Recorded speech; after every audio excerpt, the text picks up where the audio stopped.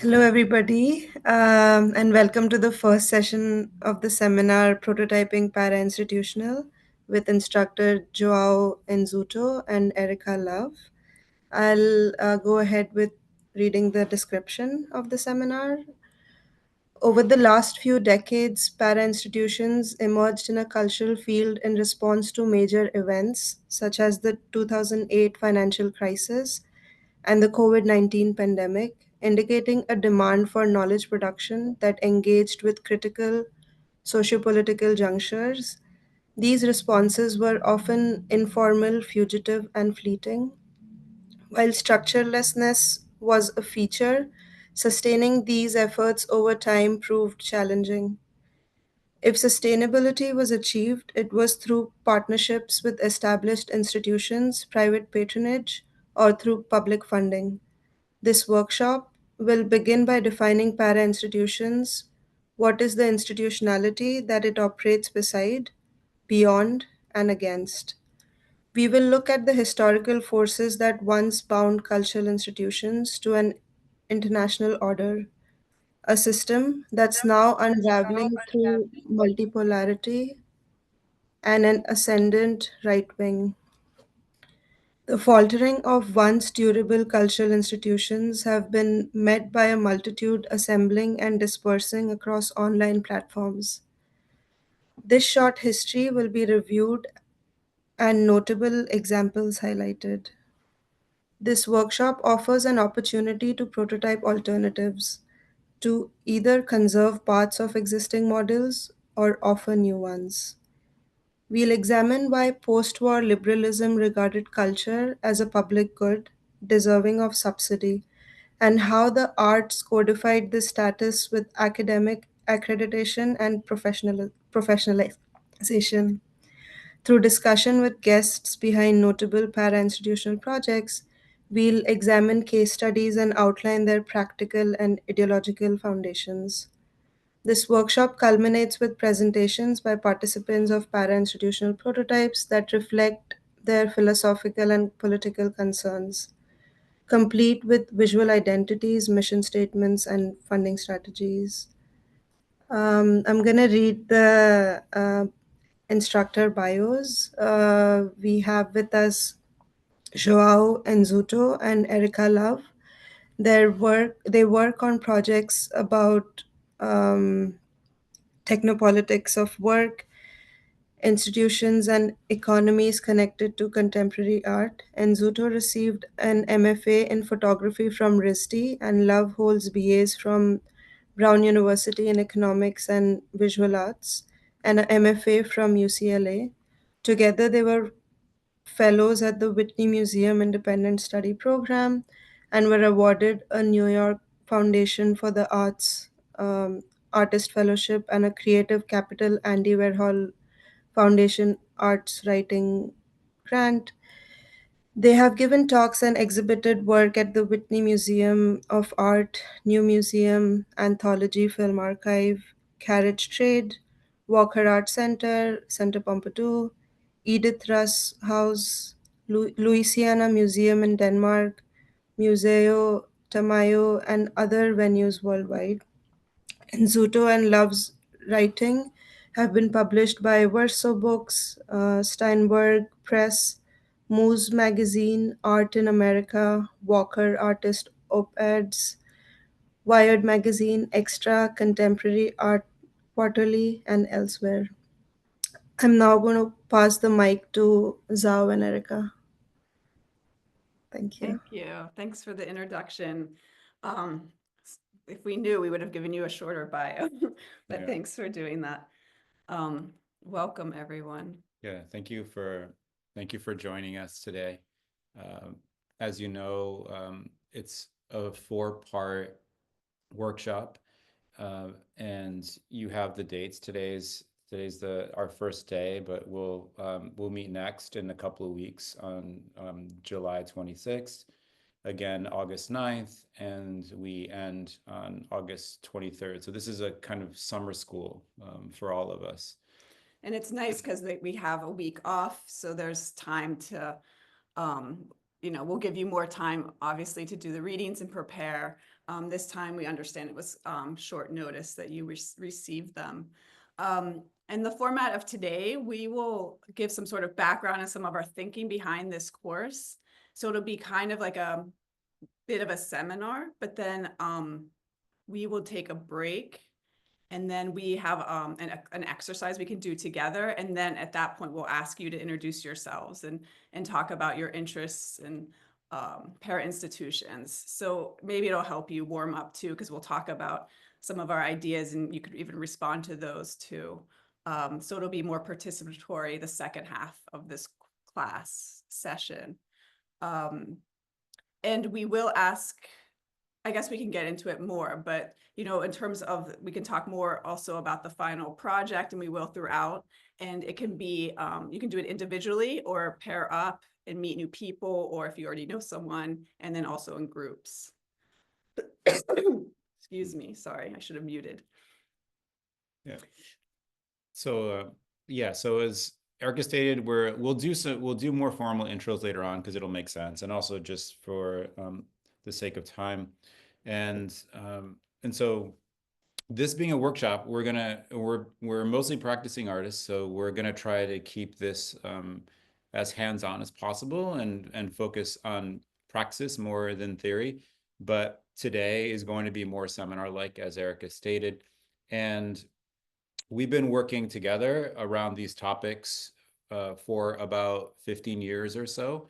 And part of our interest in doing this workshop is that we've participated in many para-institutional formats and models, both as participants, like as students, like you, but also as instructors.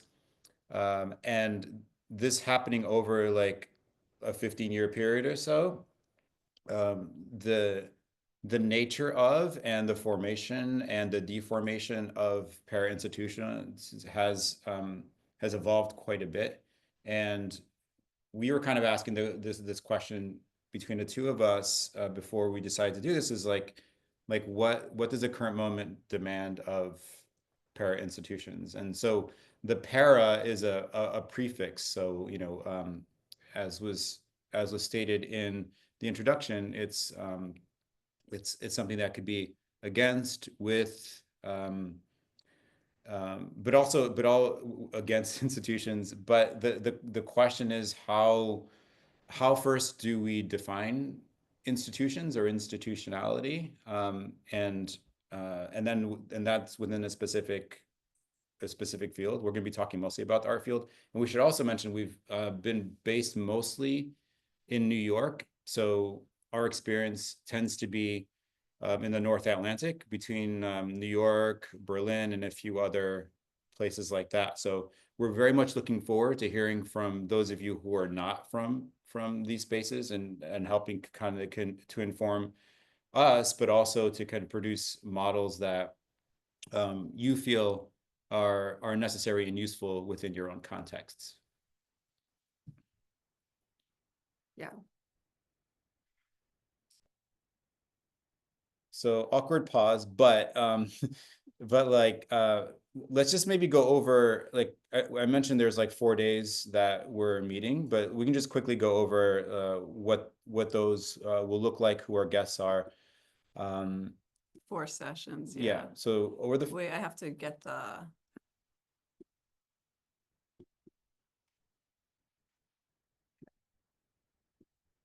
Can you all see our screen? Yeah. Yeah. So that's the PDF that you have. And the description was already read. So as hopefully you got this in advance, and so we want you to share a little bit about your own conceptions of para-institutions. That's the exercise that Erica mentioned that will happen at the tail end. Today, the second half. And the primary texts for today are a text from 2015 by Sven Ludekin, and a text that was written by Caroline Busta just last year. That's purposeful, this 10-year gap. that we're creating. It's actually going to be the template for the timeline that we're going to be using when we're building out what our parent institutions should be. So we're going to be looking at this through very much like a kind of like periodized structure, and like looking at those particular moments on a timeline. And we're going to be using a Miro board. So during the break, we're going to ask if you don't already have an account for Miro to create one, and there'll be a link to the Miro board that we'll be using. So if that's an issue with anyone, like if you're having difficulty, please let us know if you're having trouble getting onto Miro. But again, that's for the second part of class. So you can go ahead with the next week. Okay. Yeah. I wasn't going to Yeah. do a review, but Yeah. sure. And then next week, we have Jürgen Bach visiting, and he's the director of Mamalsh Independent Study Program that's based in Lisbon. And can you all hear me? Because we do have the windows open. Yeah, okay, good. Yes. You might hear some traffic. So for Mamalsh, he has been the director of this program for his whole life, pretty much. I don't know that he'll tell you, probably the years. And we personally have been teaching there since 2016. And he'll talk about that program. And he's currently actually at Malmo getting a PhD focused on this program. So he's been pulling a lot of materials from the archive, and he's creating, this dissertation that might become a book. So he's very much in it, and his program and the history of it and how it's developed. And then the second half of class, we'll have Renzo Martins with members of CATPC, internet permitting, because he is in the Congo, they all are. And so hopefully that won't be an issue, but we've been warned. And we'll talk about his work briefly today, because in the Sven Ludekin text you might have seen, he talked about one of Renzo's projects. So we'll give some sort of more context and a different maybe opinion or ideas about it to prepare you for that. And in preparation for this next session, you will be having readings. So one is by Margarita Menz, who wrote for eFlux about Mamalsh. And then the other two texts are about Renzo Martin's project in the Congo. So one is a TJ Demos text, and another one is an interview we did with Renzo in 2022 about his film, The White Cube, and that's why we called the interview Inside the White Cube. And then the next class, it's interesting too, because we'll be in different locations for each. I think we're going to be in 3 different locations for all 4 classes. We're in Berlin now, and then we'll be in Lisbon for the next 2, and then in the United States for the last one. So I'm just positioning myself, orienting myself there. So August 9th will be our 3rd class. And at this point, it'll be more participatory. Obviously, it's a workshop. So we hope that you'll participate more, and it'll be more planning for your final project. We'll talk about developing an internal structure for a parent-institutional project. Mo Salami may visit from the new center to talk about his project, also time permitting. And then we want to have you present your project on the 3rd session. So hopefully the second half of the class today, through the Miro board, we have set up these Post-it notes where you can present your ideas if you want to link up and work with other people. So that way, like after this class, within this next week, maybe you can start talking to each other if you do want to collaborate and start on your project. So since this is only 4 sessions, we would recommend it. So you're aiming for something to present on the 3rd session, which is August 9th. So keep that in mind always. And that allows us, all of us as a group, and us too, to give you feedback before the final project is due. Because often if it's just like you present it once, there's not the feedback. So we want it to be able to be something that you can develop further and address some issues or concerns or praise that other people might have on about your project. And then, of course, that leads us to August 23rd, the last session where you'll present your final project and we can all discuss it. Does anyone have any questions? And I guess I also ask if, because we have a lot of screens open, if you can just speak up is helpful, because we can't always be looking at the chat. For me, I kind of lose track of the chat sometimes. So just please feel free just to speak up if I'm missing something. So we'll go to the PowerPoint, the slideshow. It's not a PowerPoint, it's weird, it's not allowing me to advance. If you click on it, maybe the screen, yeah. Okay, yeah, I should have done it this way. Okay, this was here. So here we have just images. This is Mamouche's old location. They're no longer here, but it looks very Lisbon-esque. And then this is the white cube in the Congo, Renzo Martin's project. Did you want to say anything on that? Okay. Okay, so basic questions to kind of kick it off. First, what constitutes an art institution or a cultural institution more broadly? How are institutions bound conceptually, legally, and financially? So that's like thinking about the infrastructure, the framework by which the thing that would hold together your institution or an institution generally. Do institutional boundaries delineate autonomy and or offer limits to transgress? So that question basically is kind of a deeper question, I think, about questions about like the ideation and conception of like what a para institution can do critically as a critical position. So this is all kind of embedded in certain like art historical legacies that we unfortunately don't have that much time to get into. I know JP Karen is teaching a class right now about the avant-garde. I think that's like a really useful course to kind of understand where the Western notion of like artistic autonomy emerges from, where the desire to transgress emerges from, how has it manifested, and para institutions being para, it is an act, it is a construction, a building, a concretization of a transgression of sorts. So that's a kind of important question that's quite dense.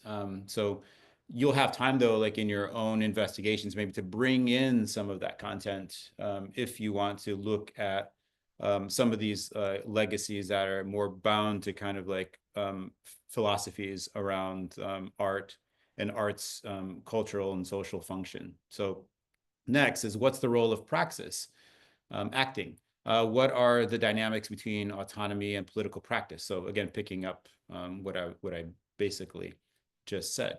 How is a para institution a manifestation of both the avant-garde self-criticism and desire to transgress the art field? So I have It's official. oh, sorry. Yeah. Well, we can go back up actually. How do we go back up? I don't know. Oh yeah, like that with the up arrow. So only the up arrow works. Learning here. You're watching us learn how to use Google Slides. So we have this image here, which is like a very kind of like specifically bounded space. This is just a 3D print of an object we made, which is a replica of the Whitney Museum, which is like one of the first projects that we did that were looking at the limits of institutional space quite literally. And this was done in 2013. And we should say, I mean, you might notice this isn't where the Whitney Museum is now, right? This was their previous building they occupied, which was by the architect Marcel Breuer, and it's on Madison Avenue. And after the Whitney, we were actually participants in the Whitney Independent Study Program at the time. And this was when the Whitney was leaving this Marcel Breuer design building and moving to the Meatpacking District, which is where they currently are, the Renzo Piano building. And we were interested in what happens to this building once they leave. And there were a lot of backroom dealing and negotiations on who would occupy this building. And afterwards, it was the Met Museum. They retrofitted it and leased it until 2023. So we did this piece called Art Project 2023 in 2013, anticipating 10 years in the future when the Met wasn't able to renew its lease because of a financial crash in 2020. And in fact, that did happen. Well, there was COVID in 2020, but the Met wasn't able to fulfill its 10-year lease obligations because this kind of created a financial ruin for them. So we did predict that, and it was too much for them to carry. And then the Frick moved in temporarily while their building was under construction. And now they've moved out, and it was actually bought by, I always get, is it Sotheby's or Christie's? Sotheby's. Sotheby's. It was bought by Sotheby's Auction House, which is an interesting turn of events. And that's who is the permanent owner of it now. Right. So yeah, sorry to get really in the weeds there with like transfer of ownership of a building, but really what we were noticing at the time was that institutionality itself was being troubled by the rise of Silicon Valley and big tech. And we are basically like looking at how like a big tech company like Google, if they intervened on like legacy institutional structures, like what would happen? So right. So I failed to mention, yeah, we projected that Google would come in and buy the building, but and retrofit it. So back to the Whitney, or we never left the Whitney. We didn't leave it, yeah, no. So one really recent relevant example, a unique example, is as you mentioned, as was in our bio, there's this Whitney Independent Study Program in New York that had been around since the 60s, and it's a unique model because you know it's basically like under the umbrella of a larger museum, one of the like larger institutions in New York and in the United States. And it operates an independent, and independent's the key word here, independent autonomous program. But it has like this like strange relationship where for decades and decades, it had sort of like fought to maintain independence and autonomy as the mothership, the main institution, was becoming, as all other institutions were, a kind of like reflection of the neoliberal economy. So very, very like market oriented and sort of like very bottom line oriented. And this independent study program was renowned for basically like not producing anything that could be quantified as valuable. It was basically like this. It was like, it was a program that was based on discourse,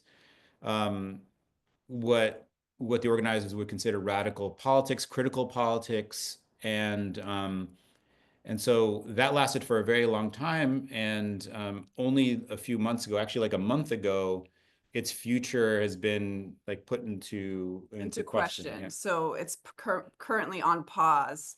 And we should mention it was run by Ron Clark for pretty much his whole life, and he's retired. And then there's been a new director of the Whitney Museum. So there's been a lot of changes around it that has now changed it and have probably behind this current pause. But the Whitney refused to allow the curatorial students show artists that they had selected. And then they basically then announced that the program is on pause. So here is just a website if you're curious about it, because there's links to articles about it. But the Whitney ISP alum signed an letter to the Whitney Museum, and they used this image because the censorship, of course, has to do with what the Whitney termed a pro-Palestinian performance that they were afraid to support or give space to. So this is Felix Gonzalez Torres's Forbidden Colors, and he's also a Whitney ISP alum.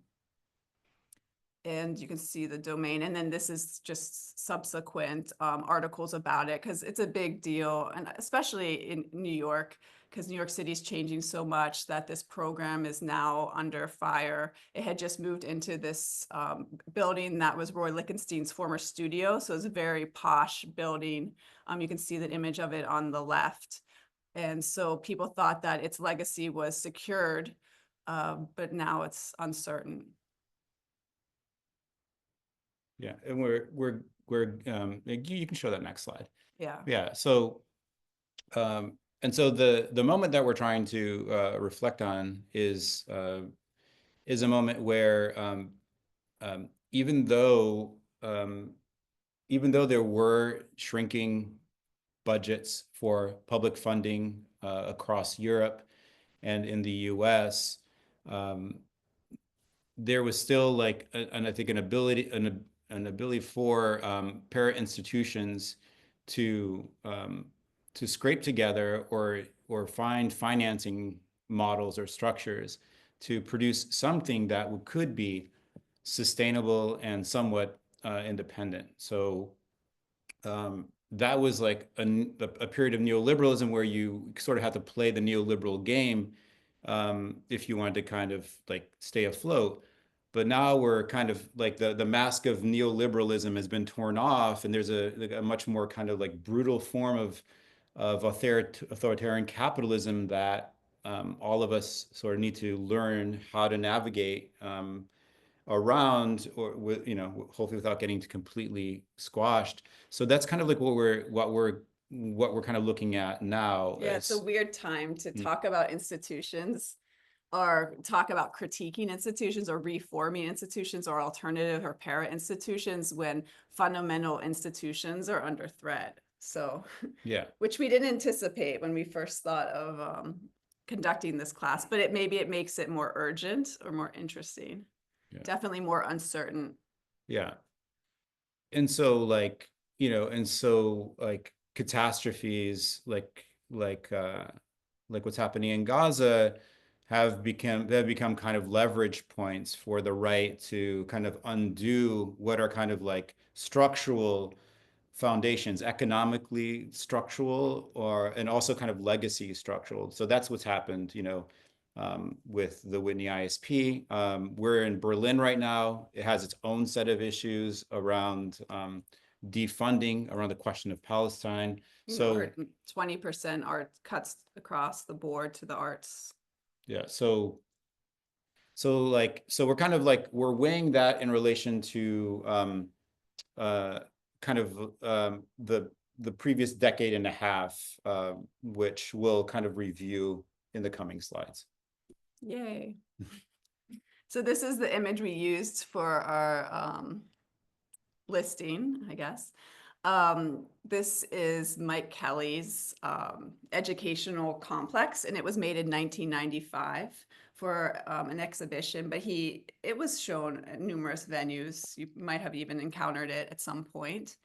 It basically is an architectural model. So it's at architectural model scale. So it's a bit smaller on a table you can look at, with every school where Mike Kelly studied.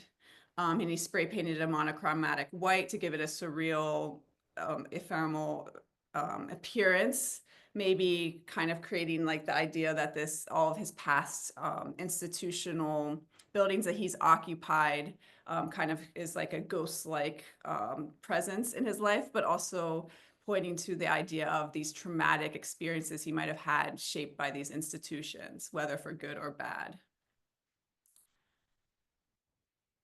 Yeah, so we're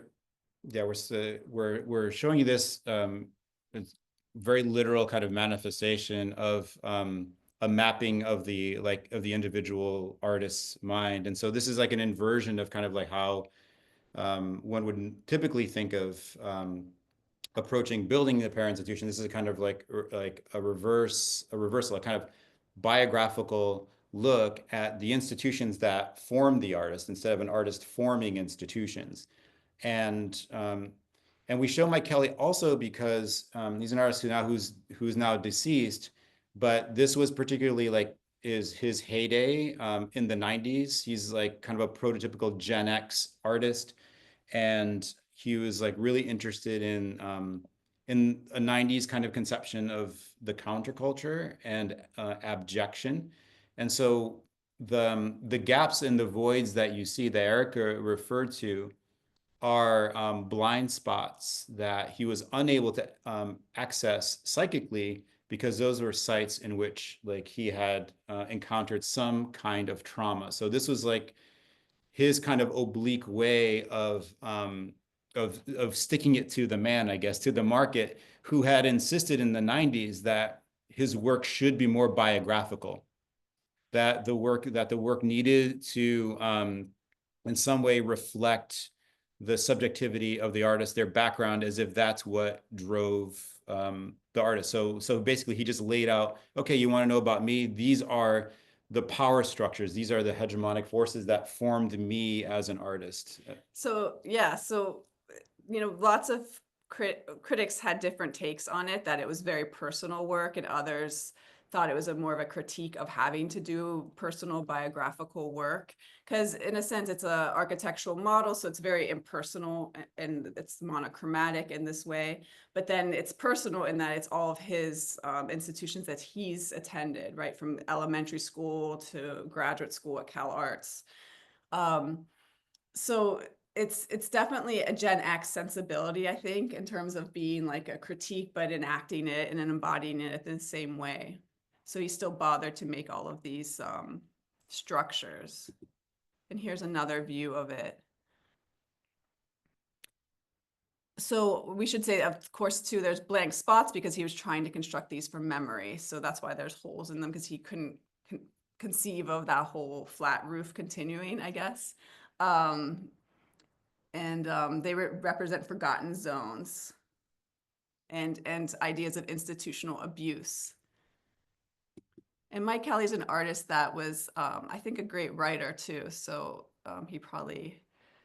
He was sort of upset. I guess he was obsessed with the way his work was read. So he, like, you know, there's now like 2 volumes of his artist writing, which is a way of like him kind of like controlling the reading. So again, this is like a project that is deeply biographical, but playing with like the parafictional, like somewhere in between reality and a kind of speculation of like what the past was or how he was formed. And just to give you the full gamut of his practice, which from the mid 90s on to the 2000s, and this is I mean, we've seen kind of all this work in person, but this one we saw in person. This is how old we are. We saw this exhibition, and this was kind of his like total work called Day is Done, and it's once again focused on institutions, and it's focused on like the very American, but also kind of very like Gen X boomer obsession with the rituals which come out of educational it's formation. more like he's a Gen X, so he's critiquing the boomers before him, and it's critiquing the sort of community that's formed in high schools, and he's taking high school yearbook photos. So these are actual photos you can see here, this black and white one, and he's reenacting them.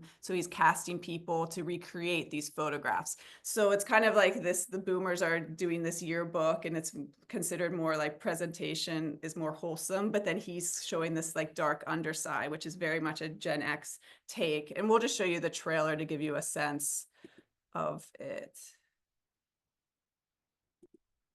Mike Kelly presents Day is Done.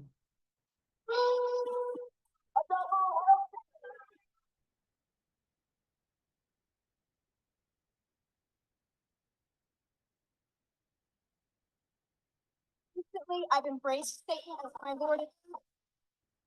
He is my top. Teach me about women.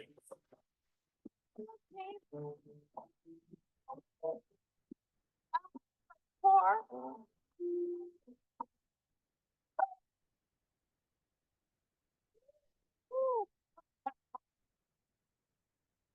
Let the final procession begin. Once a year, educational complex prepares for the grand final spectacle. Extracurricular activity projective reconstructions 2 through 32. Mike Kelly's Day Done.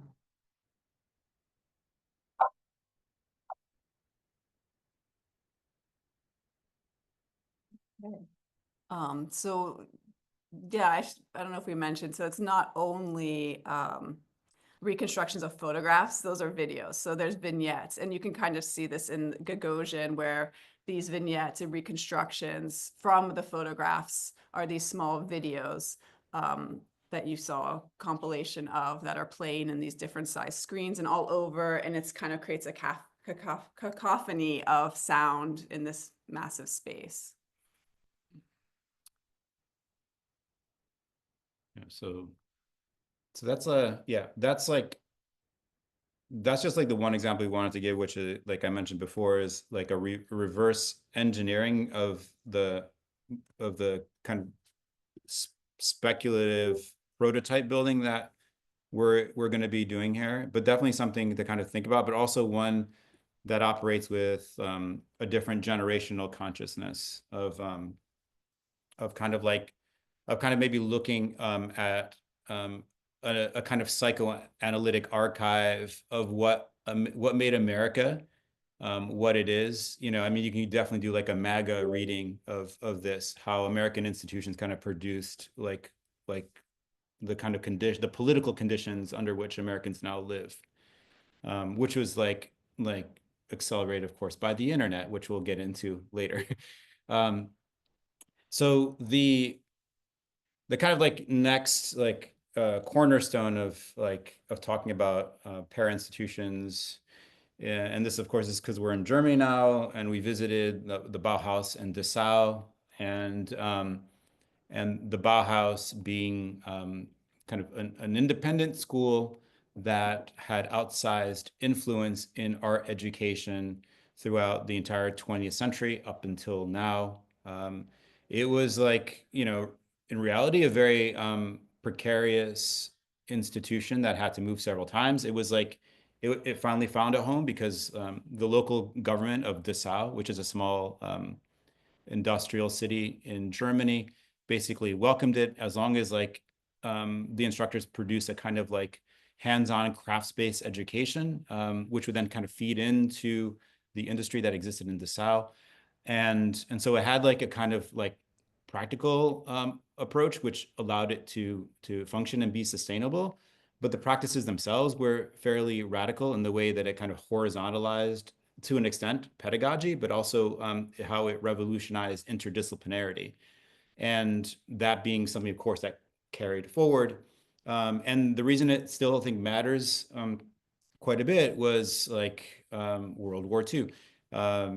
Its disillusion was because the Nazis came to power, basically like ended the program, because it was like, you know, radical Bolsheviks practicing their degenerate art and so and the second part about the World War II is that many of the masters, the primary instructors, became expats in the US and went on to be very influential in building out new art and design programs in the US. And that was like all kind of accelerated through the post-World War II US spending in social services like the GI Bill and building out all these training programs, which gave us all of the art schools that many current artists and artists for decades have been trained at. Yeah, and we should say that the last iteration was brought to Chicago with under the leadership of the photographer Moholy Nagy.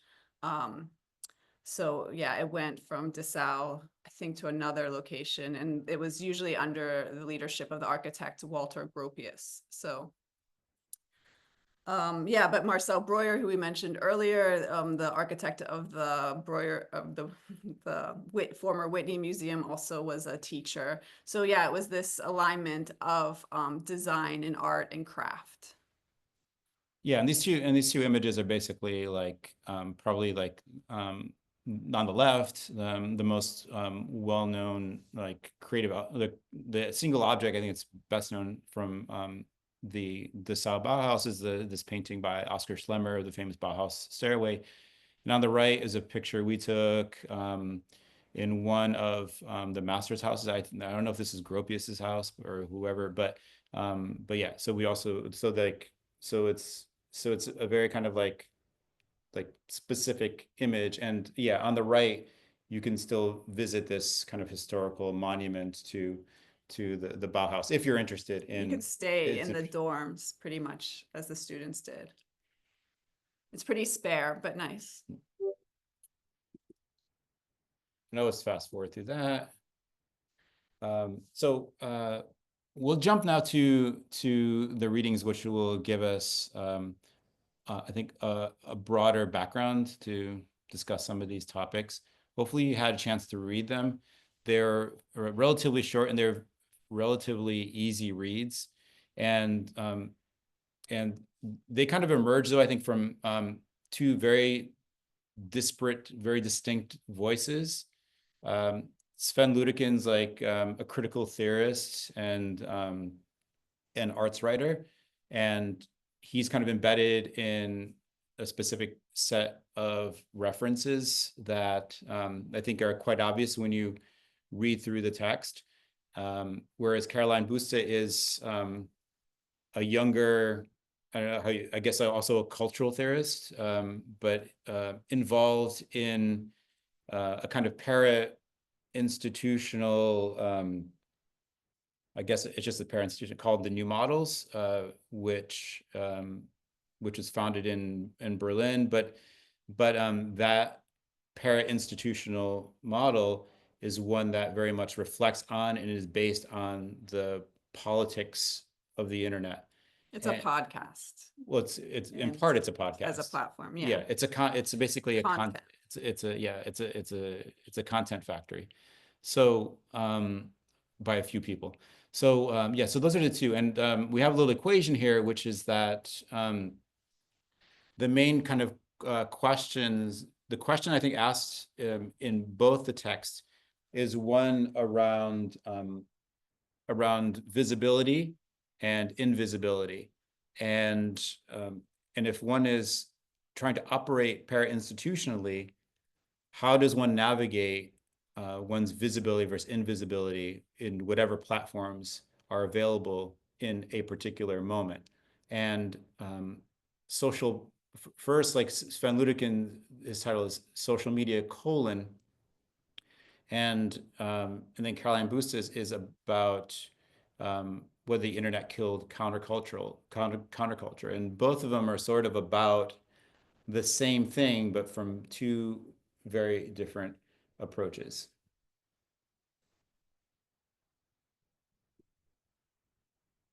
And so we're just gonna go through some points in the text, and then we definitely like to open it up to hear your thoughts on some of those, on whatever you felt resonated with you, or what you thought was relevant, or if you just have some questions about any of the points that came up.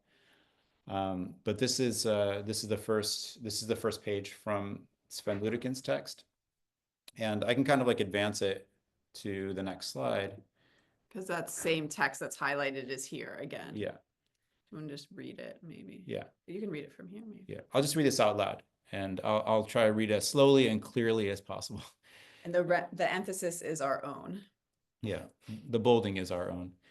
In recent years, many artists have created organizations that are at least partly based in the art world and its institutional structures, but that are not art organizations or art institutions, not even alternative ones, in the sense of artist-run spaces. The result is a kind of generalized aesthetic practice that thrives on a pragmatic stretching of boundaries or on the exploitation of the increasing permeability of both institutions and social fields. Such aesthetic practice refuses to fit into the time-honored opposition between, on the one hand, the avant-garde's transgression of the boundaries of art and its attempts to merge art with life, and on the other, institutional critique's insistence on operating imminently and critically within the institutional structures of art. So that's a mouthful. And so to basically simplify the mouthful, I thought we would just draw a little schematic to simplify it, which is that what Ludekin is claiming in 2015 is that he's looking at practices which kind of like don't fit squarely into the critical traditions that he's outlined, which is number one, institutional critique, which operates imminently and critically within the structure. So it stays within, it's self-reflexive. It still tries to maintain the coherence of the institutional framework, tries to reform it, modify it, but using whatever leverage or whatever systems exist within that institution. So like, it's like basically constantly trying to improve democracy incrementally rather than trying to call for the dissolution of the state or like total revolution, right? Which would be the posture and the intent of an avant-garde. But the political avant-garde and the artistic avant-garde definitely have parallels, but the historical artistic avant-garde has its own kind of institutionally bound set of questions. There's like different boundaries that they try to like escape from and exceed. So that's kind of what he's saying. And like with any of like these kind of critical theorists, particularly within the tradition of like Sven Ludekin, there's a kind of slipperiness. There's a kind of like refusal to there's a kind of desire for ambiguity, right? To kind of like situate new forms of practices within something that's always kind of becoming, or there's a possibility of becoming, or there's a certain amount of ambiguity within. It's always out of reach. We have more examples of that. And then the other major point, and this is all on page 1, the other antinomies are like contradictions that need to be questioned, is between social art practice and digital art and or post-internet art. So social art practice, for those of you who are not totally embedded in the art world. And we should just remind you that this was written in 2015. Yeah. Yeah. Yeah. Do you want to say something about social practice, maybe? And I can. Sure. I mean, that is because in 2015, that was more pronounced and more clear and written about a lot. I don't know, you're prompting me. What do you No. have something in particular I want to say, or what it is, or what do you ask? Yeah, I think like, well, from in terms of like a critical practice, it's one that I think if you're not from the art field, it's basically the art equivalent of an NGO, a non-governmental organization, like a kind of art practice that in some ways, if you're talking about this 2015 neoliberal period, in a lot of instances, it tries to actually fill gaps where the state has basically failed. So you will either cook meals, provide services, basically gather together in reading groups when, for instance, educational institutions start falling apart, or there isn't the same social safety net isn't there. Yeah. So social practice has been called different things. It could also be called relational aesthetics. It's been under different sort of guises or names. Participatory art. So it's when art enters the realm of the social and tries to integrate within like a social society. So it might be a performance waged in the lobby of a museum, or it might be out on the street too. So it's quite open. And I do think what was there's an important book that many people cite when we talk about social practice, and it's called Artificial Hells by Claire Bishop. Can we look up the year? What is the year of that? It's like 2012, maybe. Yeah, okay. So 2012, so around this time. I think, clearly COVID kind of took the energy out of that if it wasn't already dissipating under critique of it.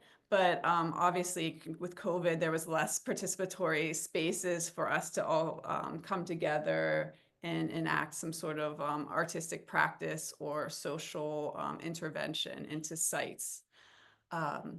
And then also social media rose at the same time and has become much more of a place where people go to gather. And that's where the intersection of the Venn diagram happens. And again, this is like a schematic of 2015 when Ludekin is writing. And there were at the time just like the beginnings of emerging like critiques of the extraction of data from like corporate platforms. And so like there was like this kind of ongoing kind of like need to kind of calibrate one's practice that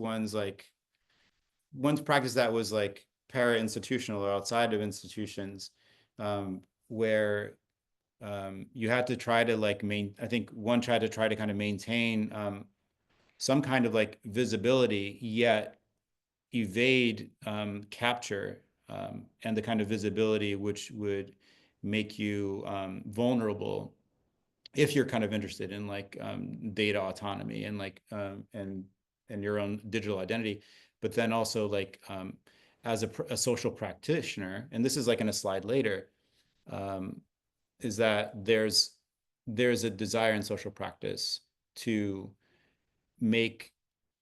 basically make those or help those who are not readily visible for political reasons, who are made invisible or rendered invisible, more visible. So this is like we'll show you kind of examples of like spaces of visibility, and these are usually IRL spaces.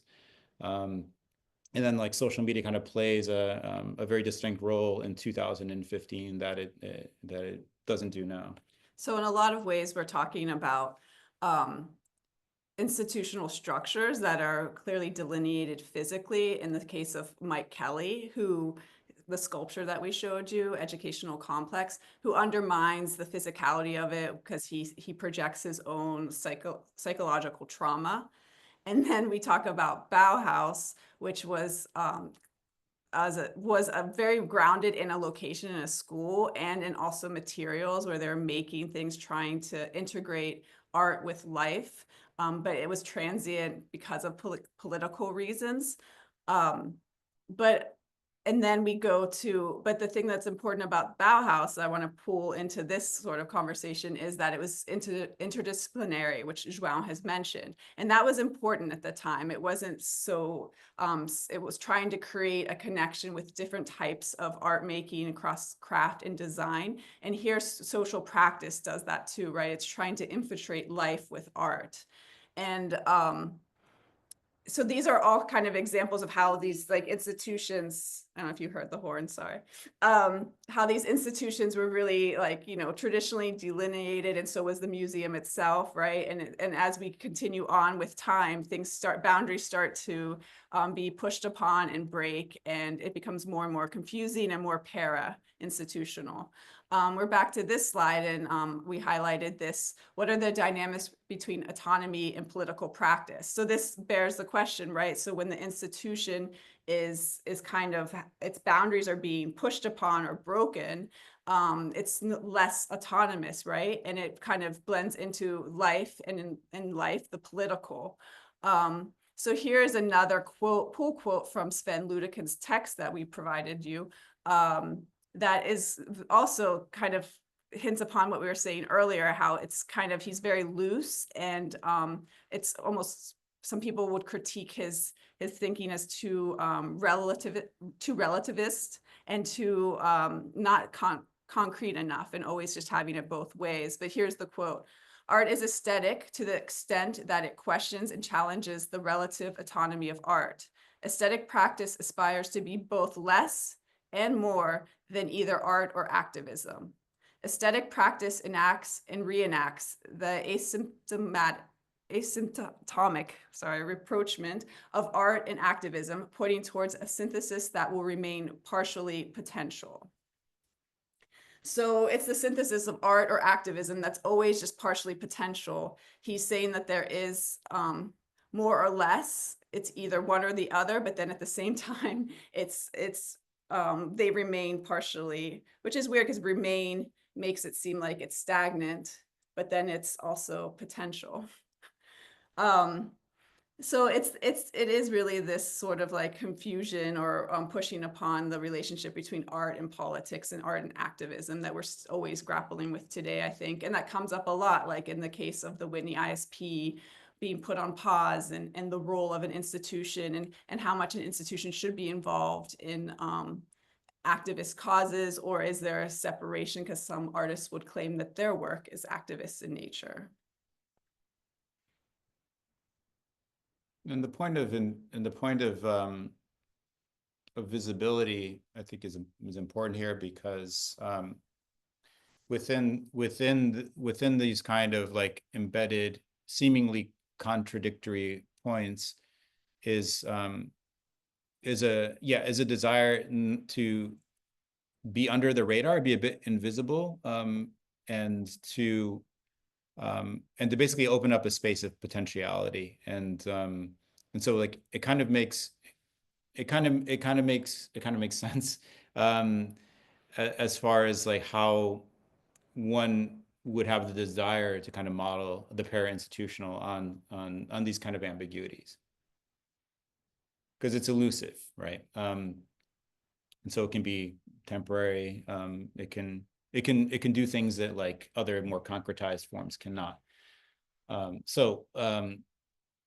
To institutional critique. Are people familiar with the term within the art field of institutional critique?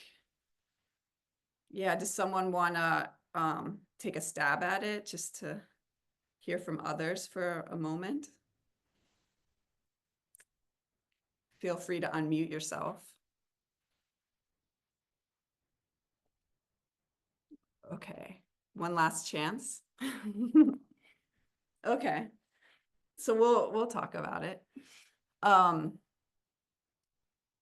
So if we're talking about it, it's basically doing a callback, I guess, to our previous slide, but also a callback to institutions themselves. It's a transgression where again, where you kind of like explained kind of like how it functions structurally, like you work within the institutional system. Right, and that's what this turnaround, like callback arrow is, right? So the institution works within the structures of art, and so a lot of people will have critiques. There's artists that are institutional critique artists. I guess just a brief history. We have that in the next couple slides. Yeah, okay. So we talk about the term and stuff, but the general critique of institutional critique is that it's biting the hand that feeds it, right? So it's artists that wage a critique on the institution, often through an invitation of that said institution, right? So they're being invited to the institution and then they'll critique the institution. Not always the case. There can be unsanctioned institutional critique, but it is an artist circulating within the art world that's then critiquing the art world. But then some people argue that that's useful and important because we're, as artists, invested in the art world or field. And the top is a quote from Ludekin, where he expresses his own feelings about the limits to institutional critique, that it's an avant-garde transgression. It's basically it replaces transgression with an equally problematic fetishizing of the immanence and critical loyalty to the institution. So like so it's basically too loyal to these systems. Basically, you're too committed to these systems to kind of like actually undermine them or reform them in some way or any way. And for sure, he was thinking about a very famous essay, which was written by the institutional critique artist Andrea Fraser, in 2005, which that quote below is an excerpt of. And we can give you these slideshows or some of these slides so you can look at them, but you can find this in art form. It's basically saying that Andrea Fraser is basically saying there is no outside of the institution.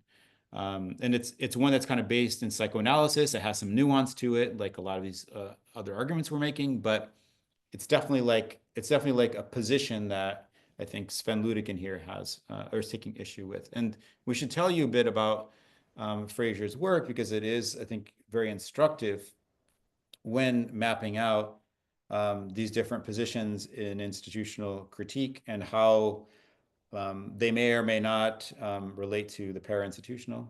Yeah, and in terms of the term, Andrea Fraser lays out in that seminal essay, From the Critique of an Institution to an Institution of Critique, that she came up with the term institutional critique.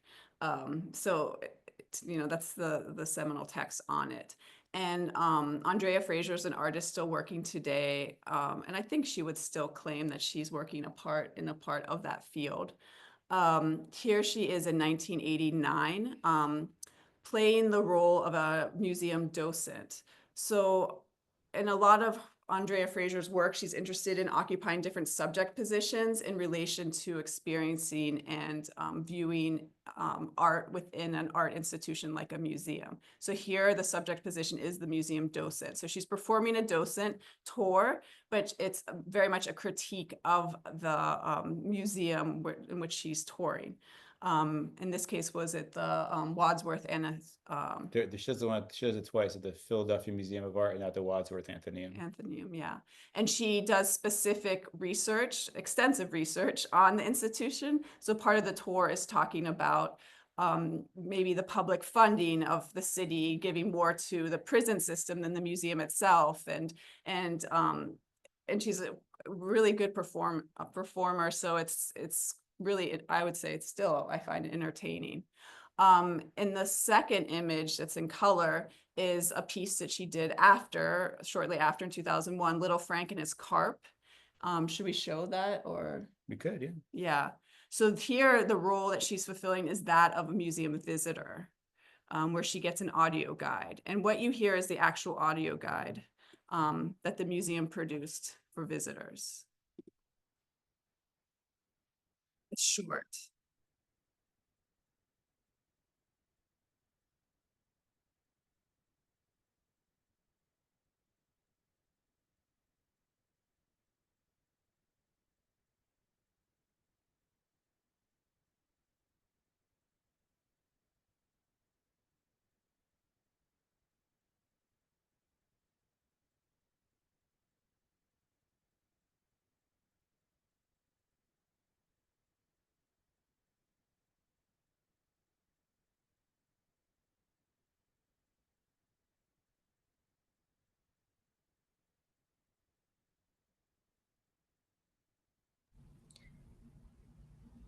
Is there an audio to this video?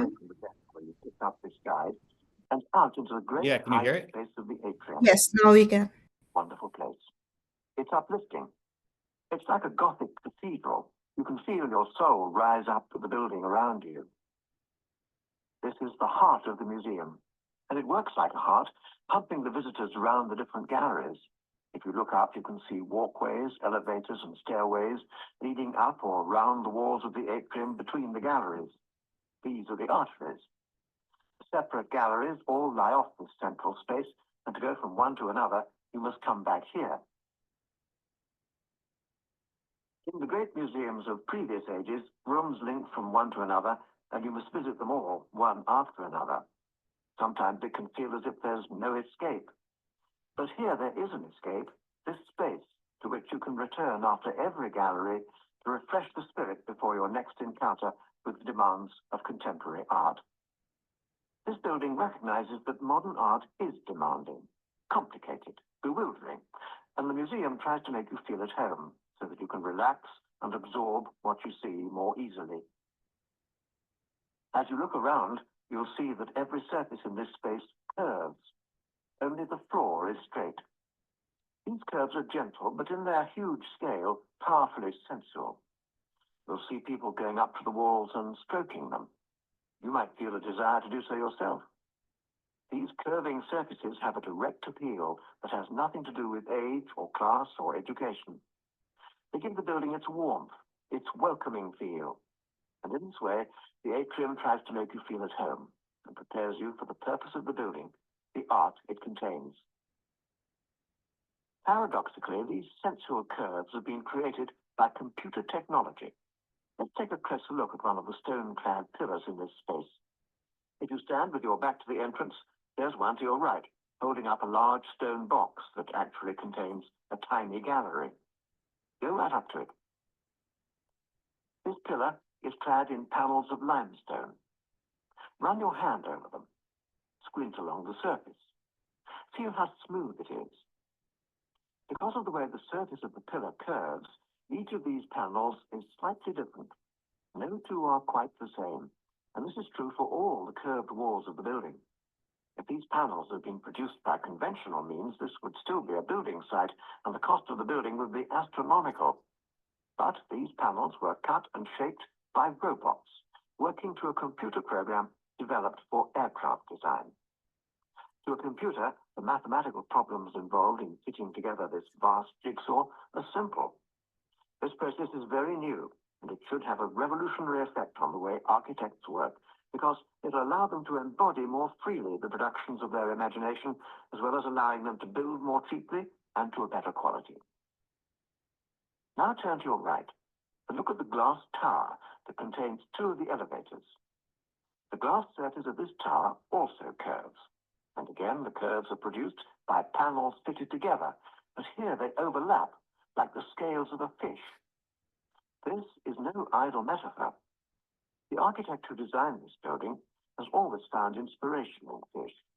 He dates this obsession from the days when he used to go with his grandmother to market to buy a live carp, which she would then take home and keep in the bathtub until it was time to cook it. Here little Frank would play with the carp, and here the magic of its sinuous, scaly form somehow entered his bloodstream. If you look to your left now, beyond the pillar, under the stone box that we looked at a moment ago, you'll see the entrance to a large space. This is the largest gallery in the museum, and believe it or not, it's known as the Fish Gallery, because the long, curving shape of this part of the building is derived, once again, from the shape of the fish. Let's go in there now. Press your pause button until you're in the gallery.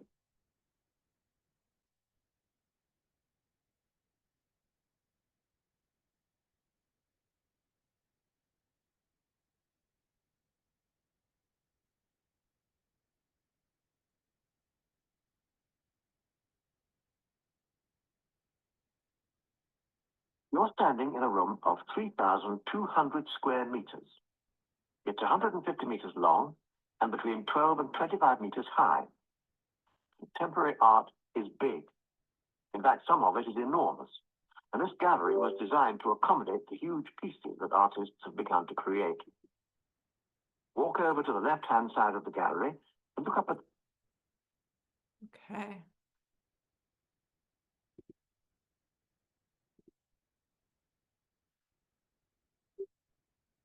Doesn't allow me to go back. It's a little glitchy. Oh, here we go. Okay, so that was Andrea Fraser performing as a museum visitor in 2001. And that was the time where a lot of the term starchitect kind of came into play, the star architect that then started designing museums. And there was a big global museum building boom. And it really kind of decentered the importance of the artists in the museum, because suddenly the museum itself became a work of art. And that's a lot of what this is nodding to, right? It's you go to the audio guide, it's no longer an audio guide about artworks, but in fact, an audio guide about the museum itself. And that is what's to be admired. And it really kind of decenters the position of the artist in the art. And Andrea is kind of enacting that too, as decentering herself as a visitor.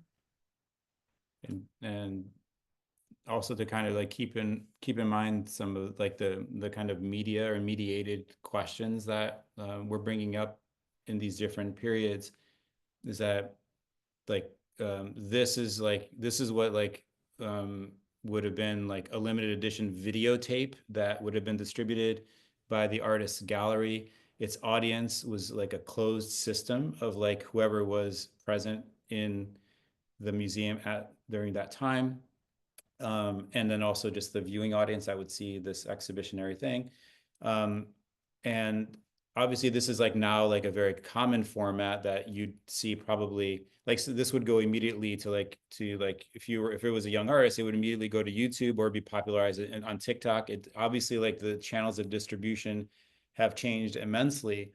But I think the core like performative aspects of it and the relationship of the artist to the camera is a kind of like proto social media engagement, but of course without that like blown up infrastructure. So that's yeah. See how it's glitchy. Yeah. Sometimes. So another thing to think about para-institutionally is like in the previous slides we have the institutional critique artist embodying the position of different art workers or art audience. But when one thinks about institutions and institutional infrastructure, and ultimately, if one thinks about these different positions politically, these are positions that are different types of work or different types of labor. And they are kind of also defined an inside and outside, right? Where institutions require a whole labor workforce to be able to properly function, and that intersects with like labor politics. So go ahead. Yeah, so the Art Workers Coalition was established, and it was made up of artists. It was actually the artist Carl Andre who came up with the term art workers to call themselves art workers, because it was a coalition of artists, but also arts administrators, dancers. But yeah, as soon as they call themselves art workers, it does lend itself to ideas of worker and labor and art laborers. And here on the left, you can see a poster of protesting MoMA. And they're protesting MoMA's lack of intervention or having a statement about Vietnam at the time. So this kind of is similar to what's happening today in a bit, where people are asking artists or asking institutions to be involved or speak out on behalf of a political struggle or idea. And that was unusual. And the museum, of course, resisted. Because they wanted to, they're state funded, but they also think that art and politics do not mix, right? But here we have artists functioning as activists for all intensive purposes. And since the Sven Ludekin had more contemporary examples of the same phenomenon, mostly in the Netherlands or in Europe, we thought we'd like show you more like older examples to show you this is like an ongoing struggle, an ongoing phenomenon.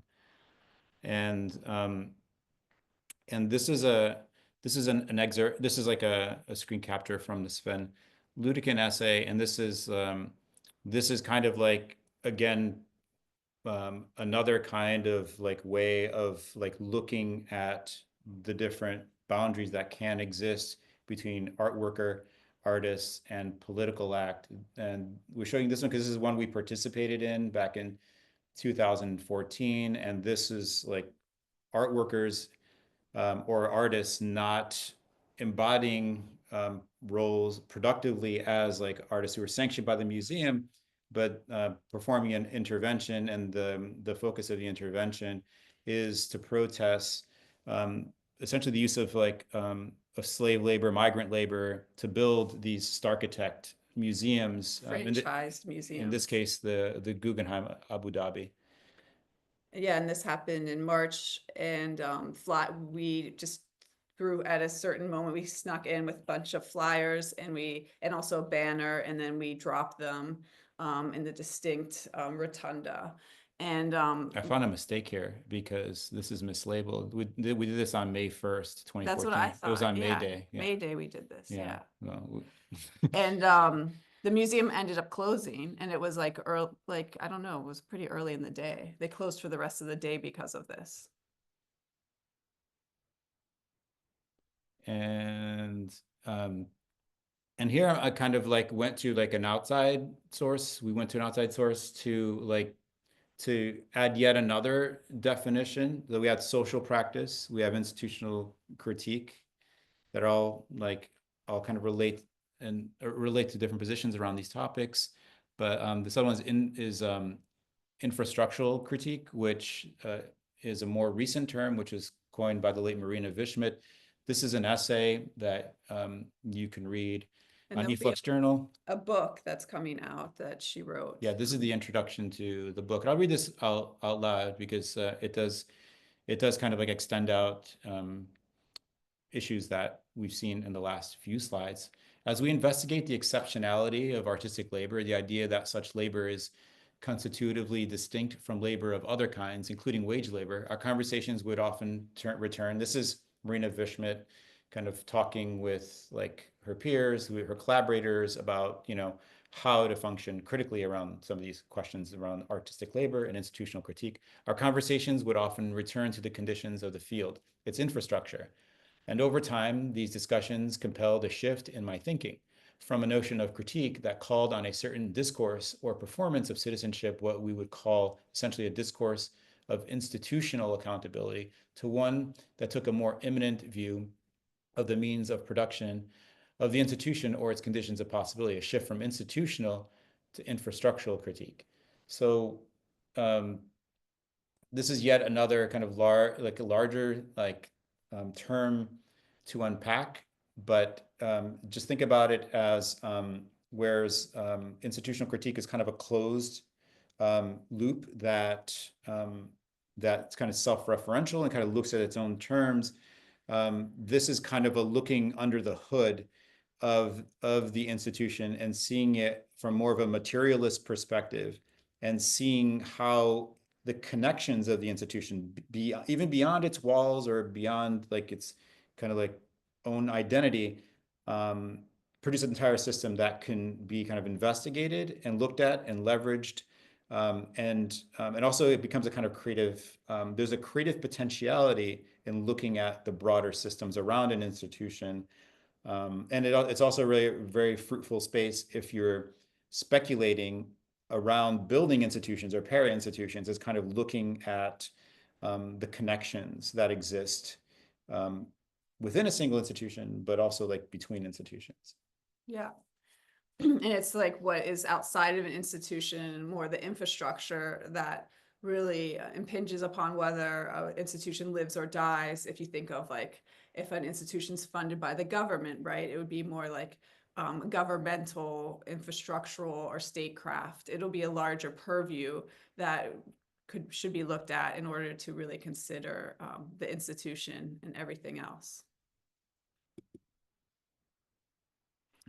Sven Ludekin mentioned Jonas Stahl a few times, big fan. And this is an example of his work, or an image of an unactivated work.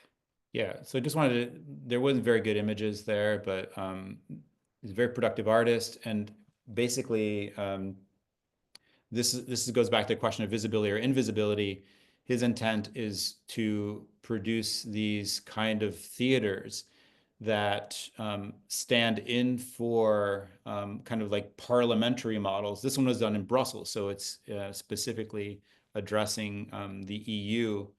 And basically it's to give voice to the stateless. So organizations that don't have a state, or not situated or not like acknowledged as state subjects by the EU. They are given an ability to enter this space. So the art institution becomes a place where Jonas Stahl creates these summits.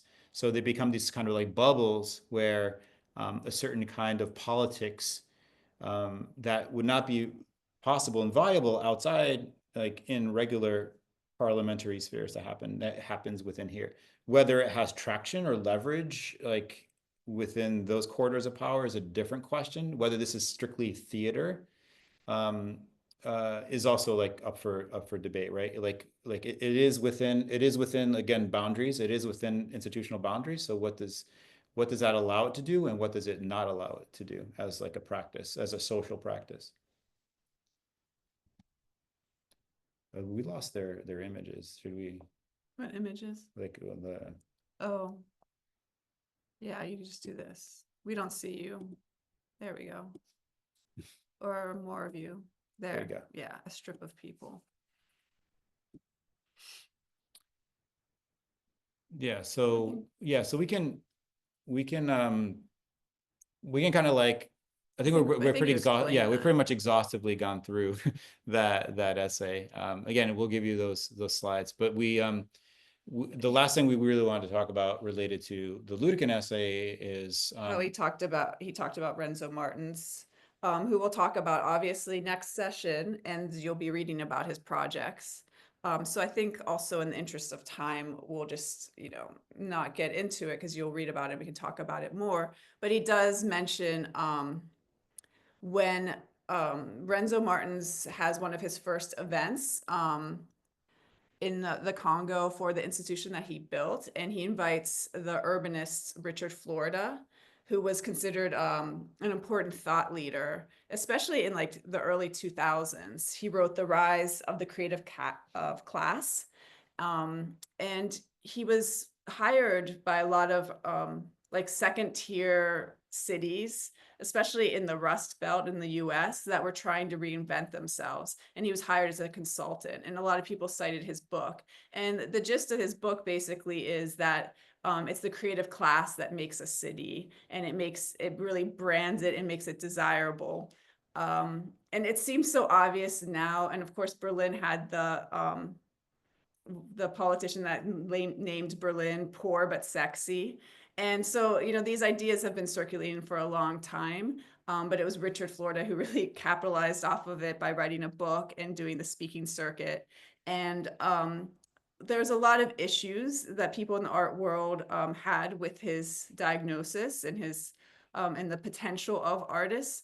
One of which was the artist and writer Martha Rossler. So this is, she did a 2-part essay in eFlux that you can look up and read. I mean, it was done in, it was quite 2010. So it was a bit, but she does a good analysis of the relationship between the creative class and arts. But one of the main critiques of Richard Florida's concept of the creative class is that he called everybody the creative class. So he's talking about engineers, doctors, artists, graphic designers, technologists. Everyone is the creative class. So he's basically, it's a class thing. He's talking about like professionals coming into a city and making it livable and vibrant again. And we all know how this story ends. It ends obviously in gentrification, and something that we're all contending with probably every day when our rent, every month actually when our rent is due. But there's a strong, a long history of artists and creatives gentrifying cities. And that's something that's like worthy of noting, because if we are talking about para institutions and the delight that they, unleash upon the world, we should consider maybe some issues that they could create, right, among the previous occupants of a neighborhood or something. So the next slide is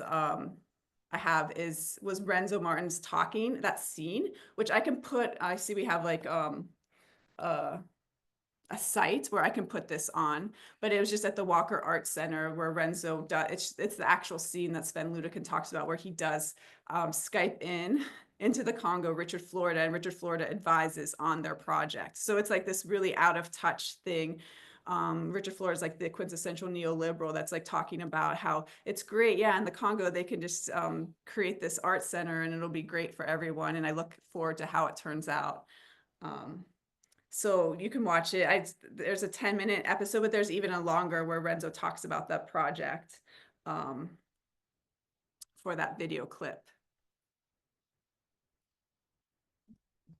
Oh, just kind of like wrap up this. Like we'll definitely like we're really hoping like Renzo and CATBC can make it again. It's like contingent on the internet connection in the Congo, but it's not been gentrified enough, I guess. They don't have Yeah. they don't have broadband. They don't have enough digital nomads. So like the Sven Ludekin has, I think, takes issue with the project because like Renzo Martins like plays a particular character, and you'll read this in our interview like with him, is that um like it's like this kind of question about like what art and what a performer can do, whether or not like there's a kind of like there's a necessary authenticity in like reflecting to the biography of the artist, or whether like Renzo Martins is performing as a means to an end.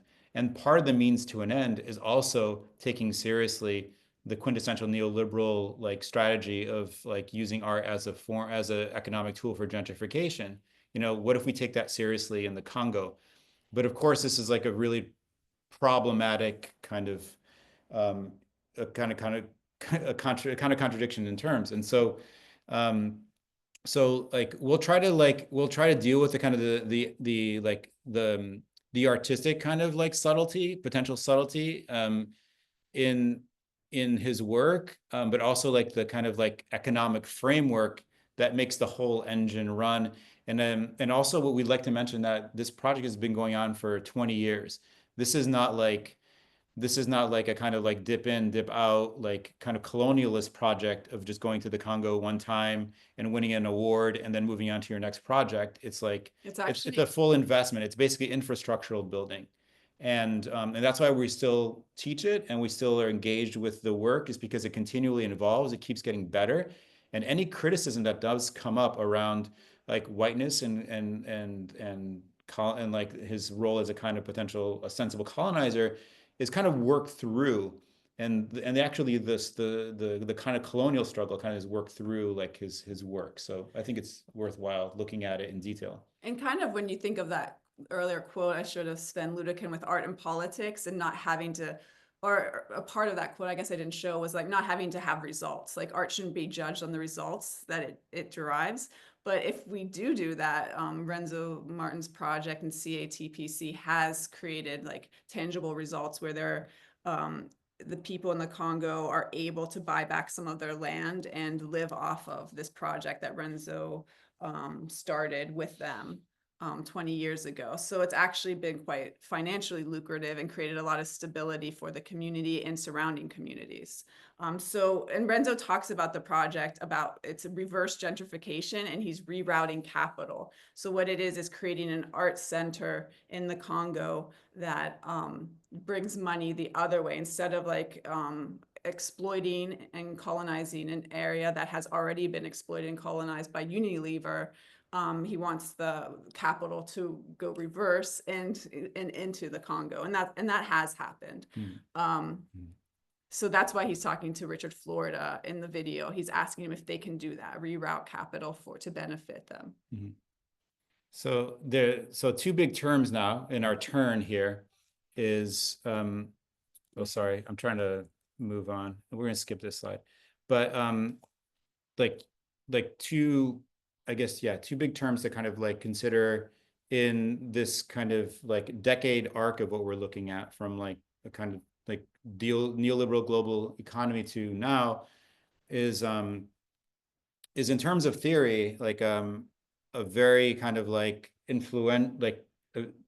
the theories around capitalist realism, as like developed by Mark Fisher in the 2000s and 2010s, were extremely, I think, influential to a certain category of artists, but also it's a way of kind of like of producing another boundary condition. Is there anything outside of capitalism? You know, is there besides like our potential imaginary to conceive of something? Is like, or is even there a potentiality to conceive of something beyond it? So there's that in terms of like an operational framework, right? How does one work within the sphere of neoliberalism if there is no outside? And is that, and you know, I think there's like complexities that we'll talk about over 3 weeks related to that. But then there's also the question of visibility, and how the platforms that that basically allow us to function as cultural producers require a certain amount of visibility. And that's what I have like here in this slide. It's like both like the conclusions of both essays. We went right away to the conclusion in the Caroline Buste essay, but also the conclusion of the Sven Ludekin essay. And the Sven Ludekin maintains the ambiguity that's important to his conception of a social practice, even as it relates to social media. And Caroline Busse has a much more capitalist realist conception of how does like counter-hegemonic, how does a counterculture function in this day and age? And we basically took this essay from an anthology that tries to deal with the questions of visibility and invisibility on internet platforms. So that's how those kind of two things relate. I think we should take a break at wanna this take a break? point. Yeah. Yeah, because it's a lot. And is 10 minutes enough, you think? Yeah, what do you all think? It's where we are, it's 36 minutes. Well, where you are too, it's 36 minutes after the hour. Do we need 10 or 15 minutes? Just scream out. See if your microphones work. I think 10 is fine. Okay, Yeah, great. 10's good. So let's come back at 4:46. We're 46 after the hour, wherever you are. Yeah, 46 after the hour. Thanks. See ya.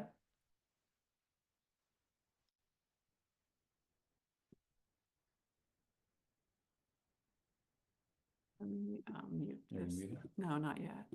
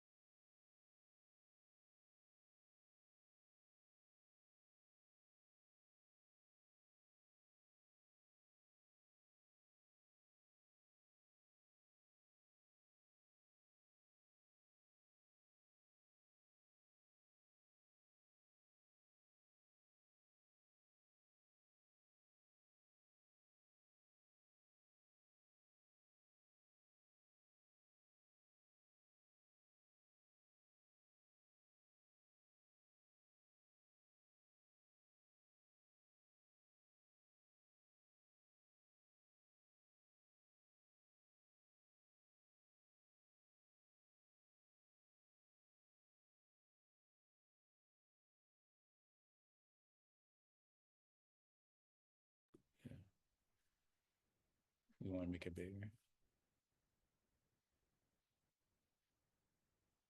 Should we go to the slideshow? Yeah. Okay. Okay, we're back. Let's see.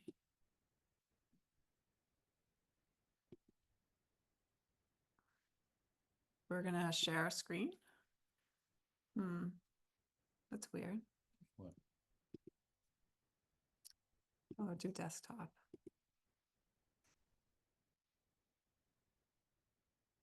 Oh, did it crash? What does Oh, no, here we are. Okay. I don't know if all of you are back, but should we just start? Yeah, we'll get started just because we're running short on time. And As always. so we want to do due diligence to the readings we assign to you, them being short, and So we and just like, so this is the Caroline Busta essay.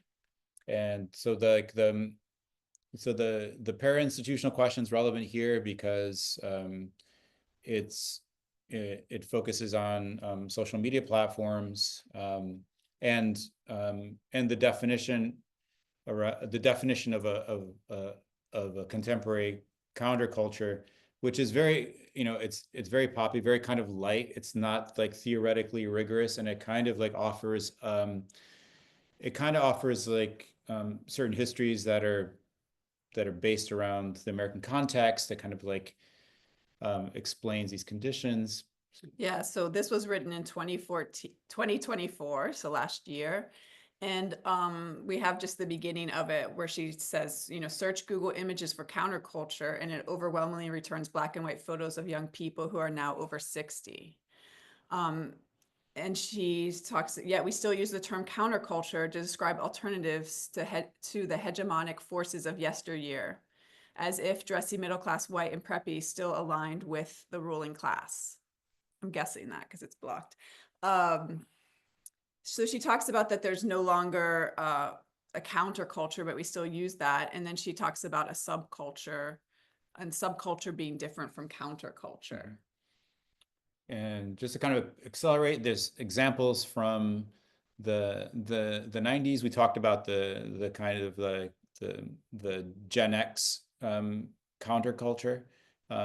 Some of its features, Mike Kelly being the example we started off with, but then there's like the parallel history which emerged out of the 80s and 90s around Silicon Valley, which also used tropes of the 60s and 70s counterculture to bring about a kind of like cybernetic revolution, and also an economic revolution. And it had its own kind of visual signifiers and its own culture that was one thing for a while. And this Steve Jobs image, I think, encapsulates a lot of it. Because he's sitting in the lotus position. He was influenced by Eastern religions, and he was considered, probably identified as more countercultural, especially the beginning of his life. And then part of this history is how Silicon Valley ideology dovetailed with American politics and the building out of the neoliberal economy during the Bill Clinton administration in the 90s, and what was formerly kind of a countercultural magazine, Wired, became the kind of Bible of Silicon Valley neoliberalism. So this is all kind of like narrated in what Carolina Busta is getting at, with laying out the groundwork for internet platforms that we all have to kind of like work through today. Yeah, and a lot of people were surprised that Silicon Valley went for Trump in the US. But, when we talk about this or, lay out this lineage, it's not surprising, in fact.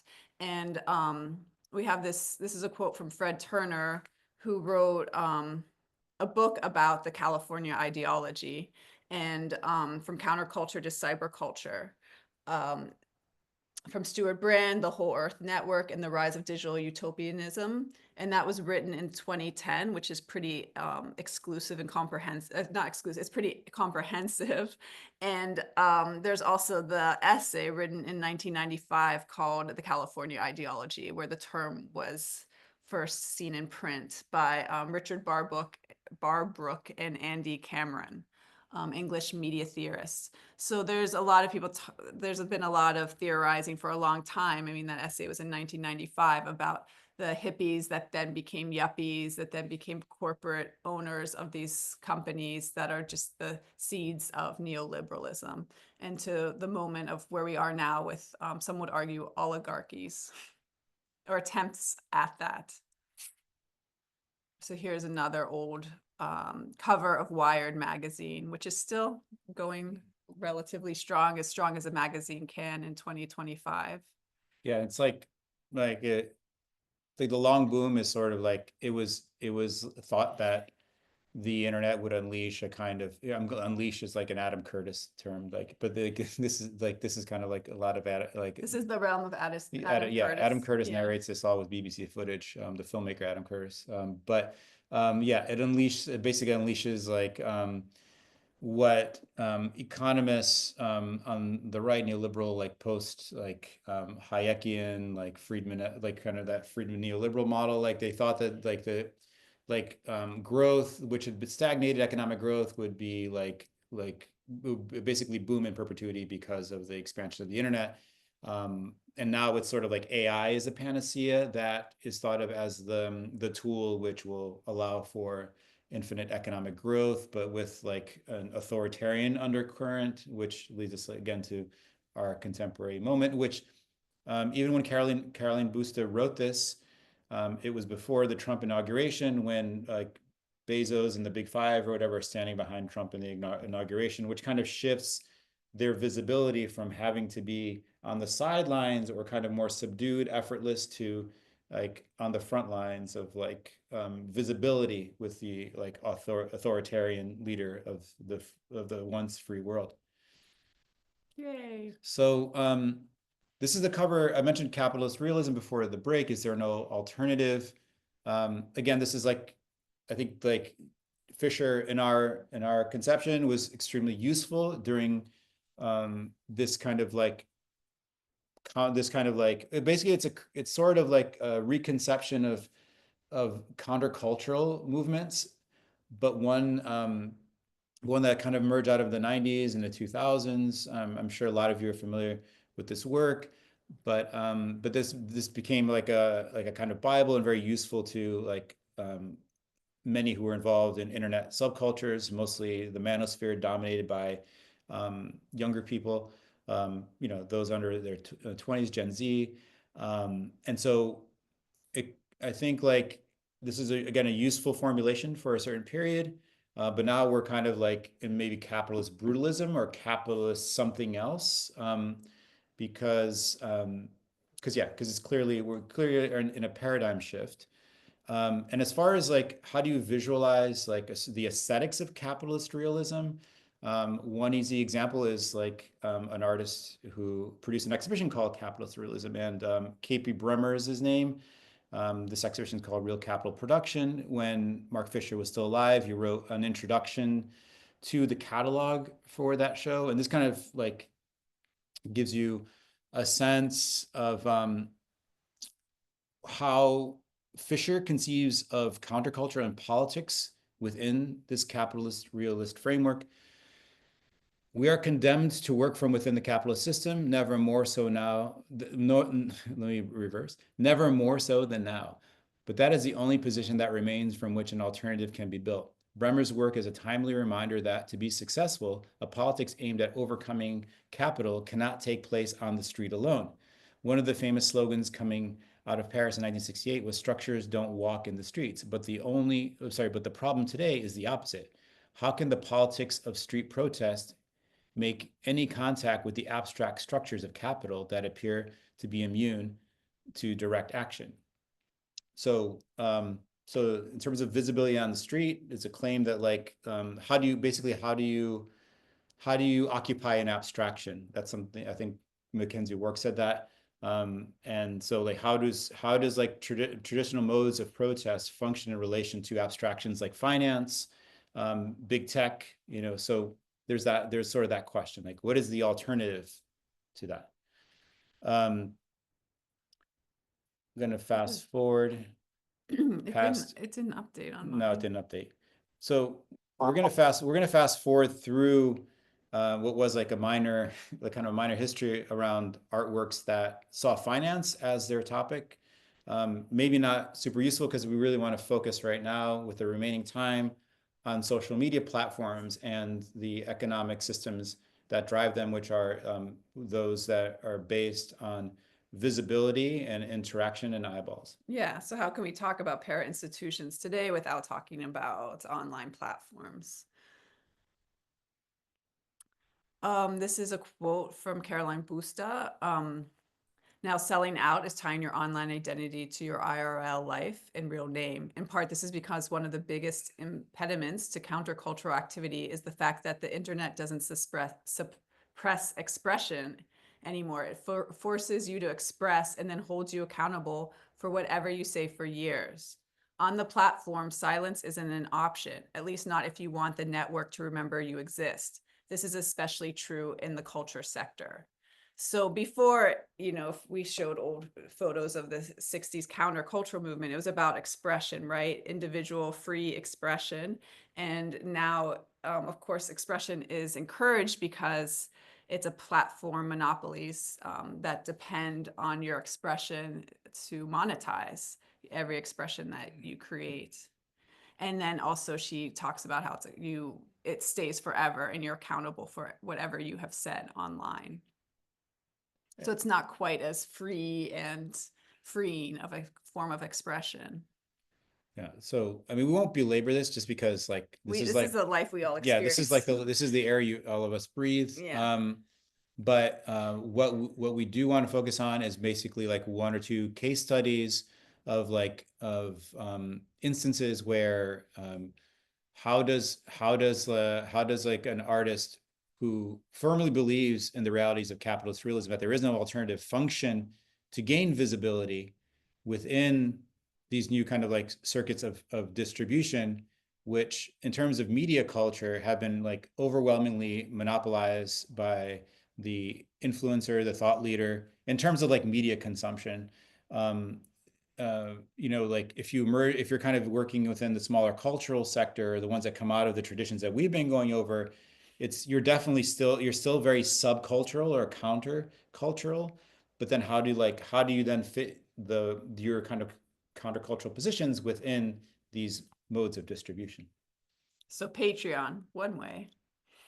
One example is the artist Brad Trammell, who's become more of like a thought leader and produces videos for, it doesn't list anymore how many subscribers he has, but he has quite a lot. And he has, in this case, I saw this, grabbed this recently, 434 posts. And the way that he makes a living is through being an influencer on Patreon, talking about the art field. And I would argue that it is a new form of institutional critique, a lot of what he's saying, right? He's waging a critique. In 2013, he wrote this Athletic Aesthetics, which was very prescient, I think, about the expectations for an artist in 2013 to constantly be producing and expressing online and creating a digital footprint, right? They must compete for online attention in the midst of an overwhelming amount of information. So how do you distinguish yourself among so much content being produced? You have to constantly produce more and more and up the ante, almost like it's a sport to the result of exhaustion that you see in this photo that accompanied the essay. And yeah, that's true. That's definitely the case. And he knew this well because with a bunch of his friends from the Art Institute of Chicago, where he got his MFA, he produced this Tumblr vlog. I think it's just a Tumblr. Tumblr, yeah, it's just a Tumblr. Yeah, it's like that does not sound right. Called The Jogging, and it was quintessentially post-internet, turning the physical world to the speed and shape of social media networks. So a lot of it was these compelling images, like this baguette cozy to keep your beer warm, I guess warm, Yeah. room temperature. And yeah, and so like, so it's sort of like appealing to the lowest common denominator, that being like, how does like what memes gain traction? I mean, of course, it's like, this is like the kind of like domain of slop that like we all have to sort of sift through. But in terms of like an early experiment in how to gain visibility and like what these platforms afforded artists who like basically needed to kind of think of different economic systems to sustain themselves. This was kind of like, these are kind of capitalist realists who were trying to like operate within that field. And the question is, we can still talk about the quality. Is there quality? And like, what is this other than? But then it was very clear that the quality was based on metrics. So they actually it was so popular that they put in a system that whatever you contributed, depending on how many clicks or likes or eyeballs you had on it, you would get remunerated. So people were getting paid for posts. I'm not sure it added up to much, but it was a nice way to distribute money for people's participation. So they were able to support and give some money, which was a nice, seemed like a new model in a sense at the time. Yeah. And we'll just go through these really quickly. Like Brad Trammell like experimented with various platforms. This is an experimentation with Etsy, which is like a distributor of like mostly crafts goods or artisan like goods that you could reach. I mean, you all probably use Etsy, but yeah. So he had a profile on Etsy and sold artworks, and these are examples of the artworks, and they're very similar in sensibility to the jogging. You have the taco lock piece that he made and sold. So here it is. It's a Doritos Locos Taco Master Lock Shut, and the key is sold separately. So obviously there's a sense of humor in this enterprise.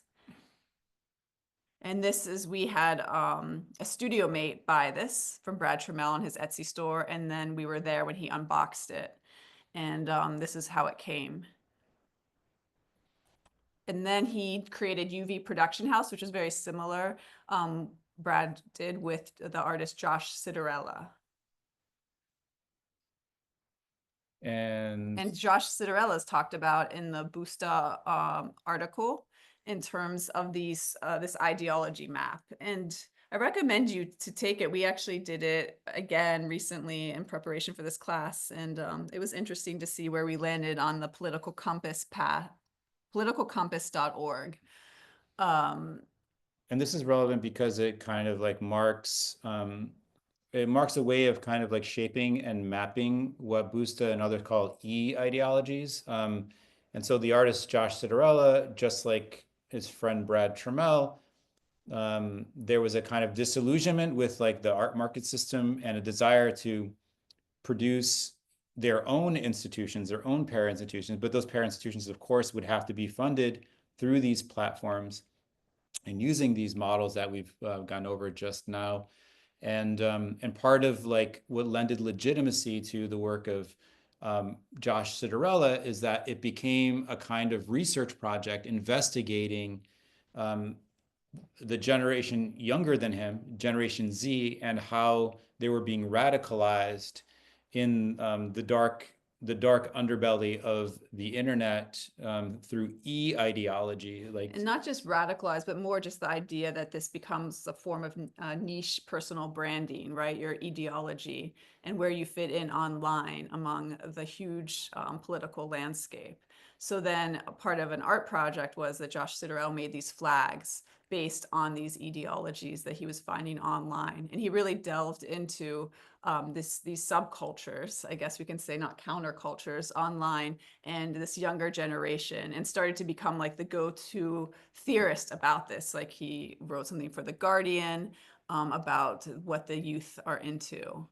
And inevitably, like the findings were that it was very difficult. And I think his like effort, or his self-claimed effort, was to want to kind of reach the like young, mostly men who were tweens when they were very impressionable, and forming their own like kind of like intellectual identity and own political identity, and try to like shift them to the left. I mean, it's a monumental effort because, as we know, the internet tends to kind of like shift that demographic to the right, and that's kind of played out in electoral politics as we've seen in the last year or two. And just like Brad Trammell, Josh Citarella was or is an artist, and here's some of his work. He did photography. He put himself in his work.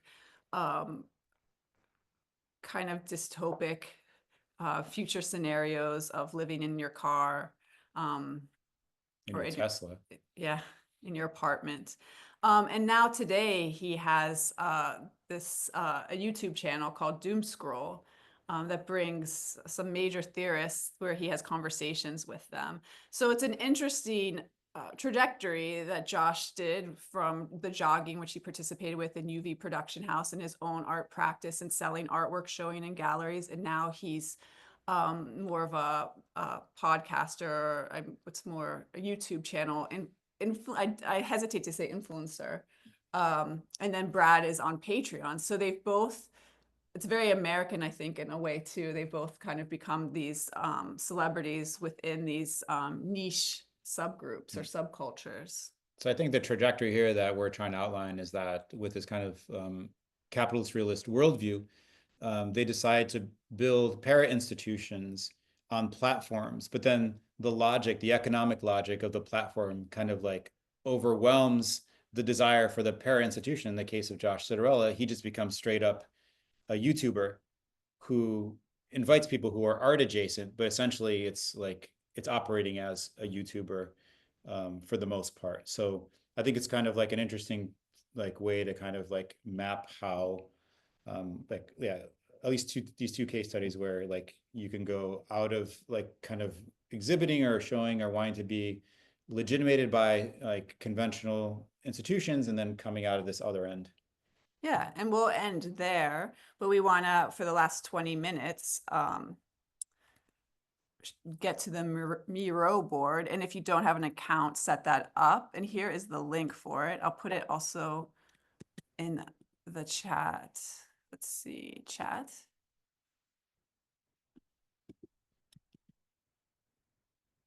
So if we go to the Miro board, you'll see what we have set up. Let's see, I'm still sharing. Oh, I did it twice.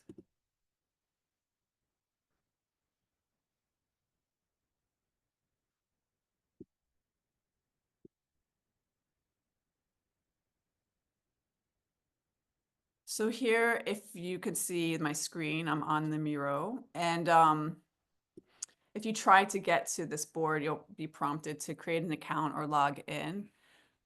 So maybe I'll give you a chance to do that. And then I'll just talk about what this timeline is that we can contribute to, and what this could be.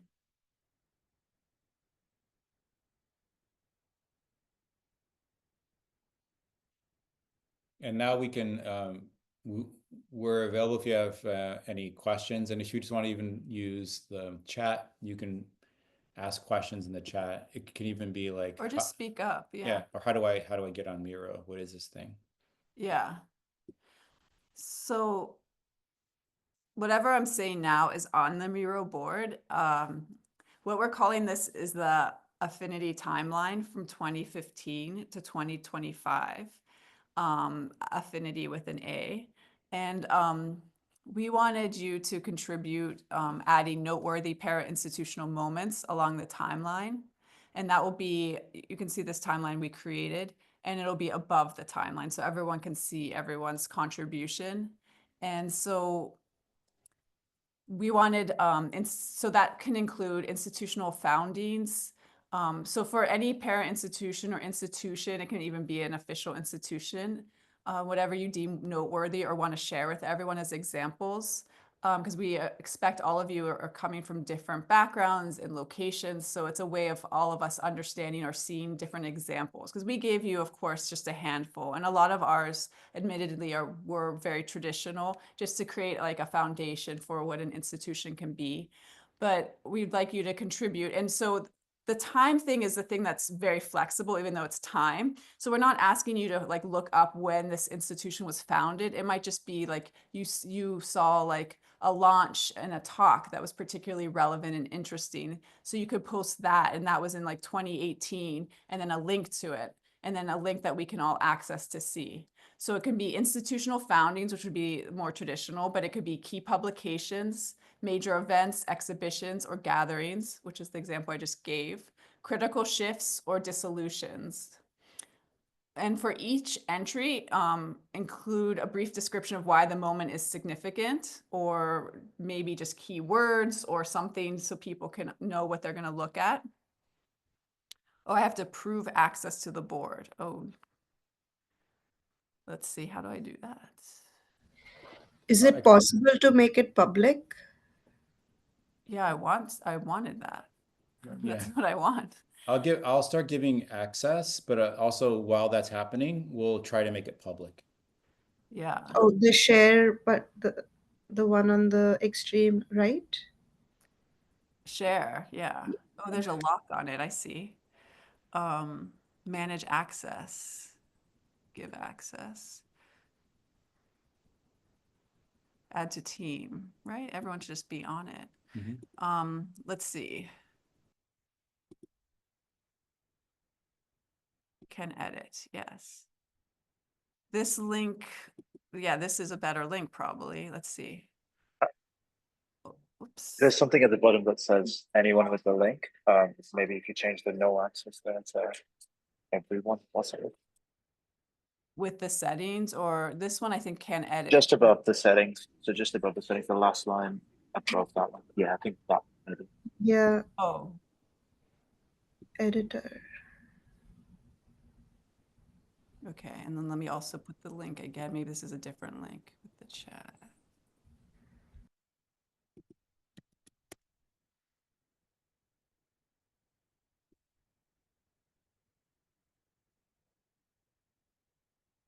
So I see someone in there. Great, welcome. I'm giving access. Okay.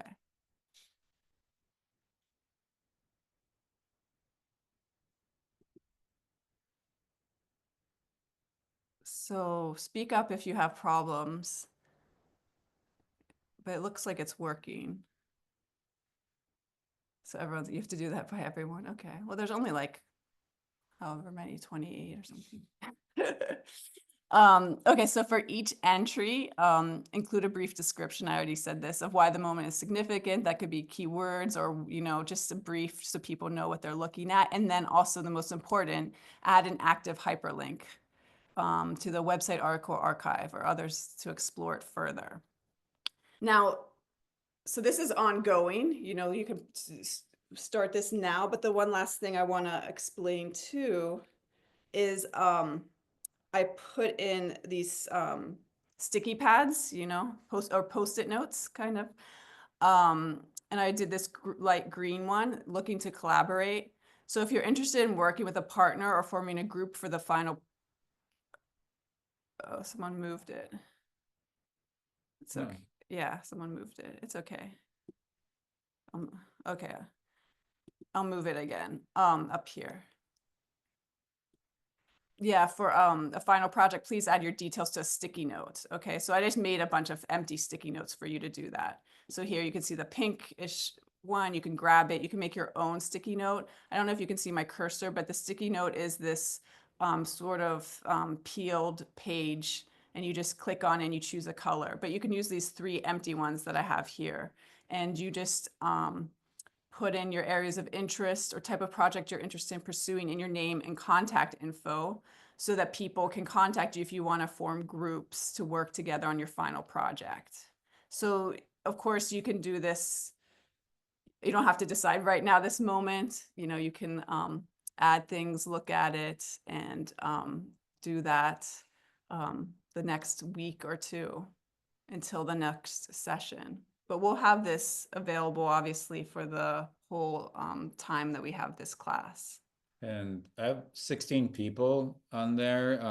And if there's somebody who's having still trouble accessing it, you can message us and we'll try to provide access. But this will be the workspace for the next couple of weeks. This is like step 1 in the prototyping.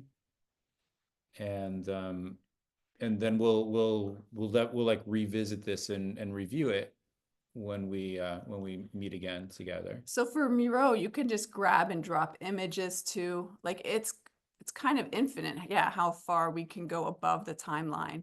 But try to stay as close as you can so people can see your entries, and you can enter as much as you want. And I think since we have everyone as an editor, yeah, just try not to delete people's things. Yeah. That goes without saying. And this is like it's like a graphics tool, so like feel free if you want to like elaborate on our super basic vector. That's a timeline. As long as it keeps the coherence of a timeline that goes from 2015 to 2025, it's all good. Yeah, and you can zoom in where I have it right now at only 50%. So you can obviously zoom in or out of this board.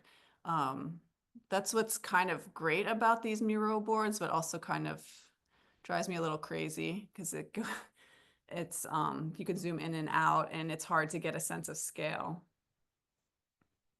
But it's nice in other ways. Does anyone have any questions or comments or even tips if you're a Miro Pro to give to people? Oh, look, people already put arrows or that. Oh, here, it's already here. Good. I have maybe a question about the final project. Can you hear me well? Yes. So I was wondering whether this like para institution that we are supposed to like craft, or at least that's how I understood it from the syllabus. Can it be like a based on like the utopic vision that is like unreal, at least partially, or should we base it on like reality? So that's we've discussed this. That's totally up to you. What could you do? Do you have more details about your particular like utopia, or what are you thinking? Well, I was because I read the text and I was considering the role of whistleblowers, and Edward Snowden was mentioned. I was also thinking about Chelsea Manning and also the WikiLeaks, what's his name? Well, and there are definitely others. And I was thinking about like these people, their movement is restricted in a certain way. So I was thinking about crafting some kind of space where their movement is not restricted. I have no idea how to do that yet, but that was just my idea. So Yeah, I mean that sounds extremely practical. Even though even though maybe it's not like it's not like structurally possible, but I think that's part of the challenge. I think that's a really great proposition. I think that's a really good project to take on. Yeah, I like the creativity involved in that.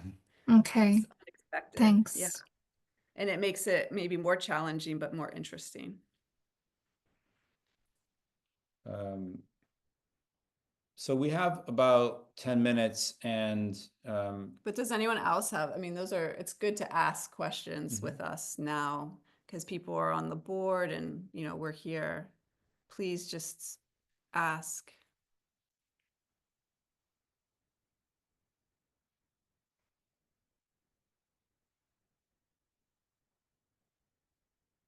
And again, you're not obligated to collaborate too. So there's no right or wrong way to create a para institution. And try to if you can have your entry finished before we meet, because Eric and I would like to look them over, because this is an affinity timeline. So if you don't if you're not able to maybe completely connect the dots with affinities, we'll take a look at it and try to connect people and propose unions. And again, it's like completely up to you, because some people like working independently, others in groups, but you can obviously like improve and increase the scale of your project if you have more than one person working on it. And there might even be, yeah, you have to maybe have positions for each other or not. Mm-hmm. A hierarchy of power. Who knows? I see a hand up, Hugh. Hi, I just had a quick question. With the affinity timeline, is that meant to somehow, I mean, is this a class attempt at sort of like charting or mapping any sort of like independent knowledge we have of particular para-institutional structures that we might want to contribute, just as a kind of like frame of reference for everybody to participate in, but then it doesn't need to directly inform the project that we're working on? That's one thing I'm not fully clear on. That's correct. Okay, and you'd like us to keep that bracket from between 2015 to 2025, just the last decade. Yes. Okay. Yeah, so it's exactly that, because we've noticed, yeah, this is correct. We noticed that, you know, everyone is coming from a different place and has different references. And I think it helps to expand considerations of para institutions to maybe model after or be inspired by. So yeah, it's exactly that. We won't hold you to that being what you produce, but it's more to share. And you can have as many contributions as you want on the affinity timeline.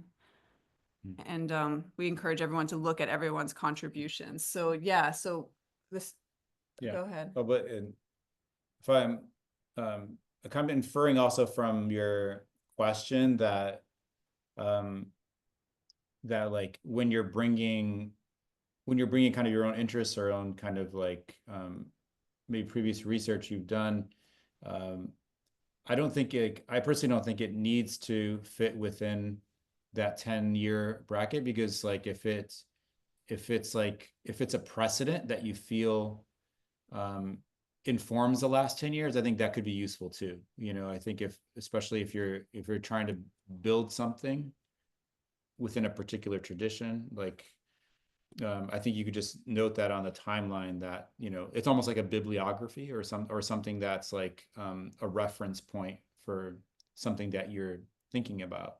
So Okay, thank you, that's helpful. Okay, great, thanks.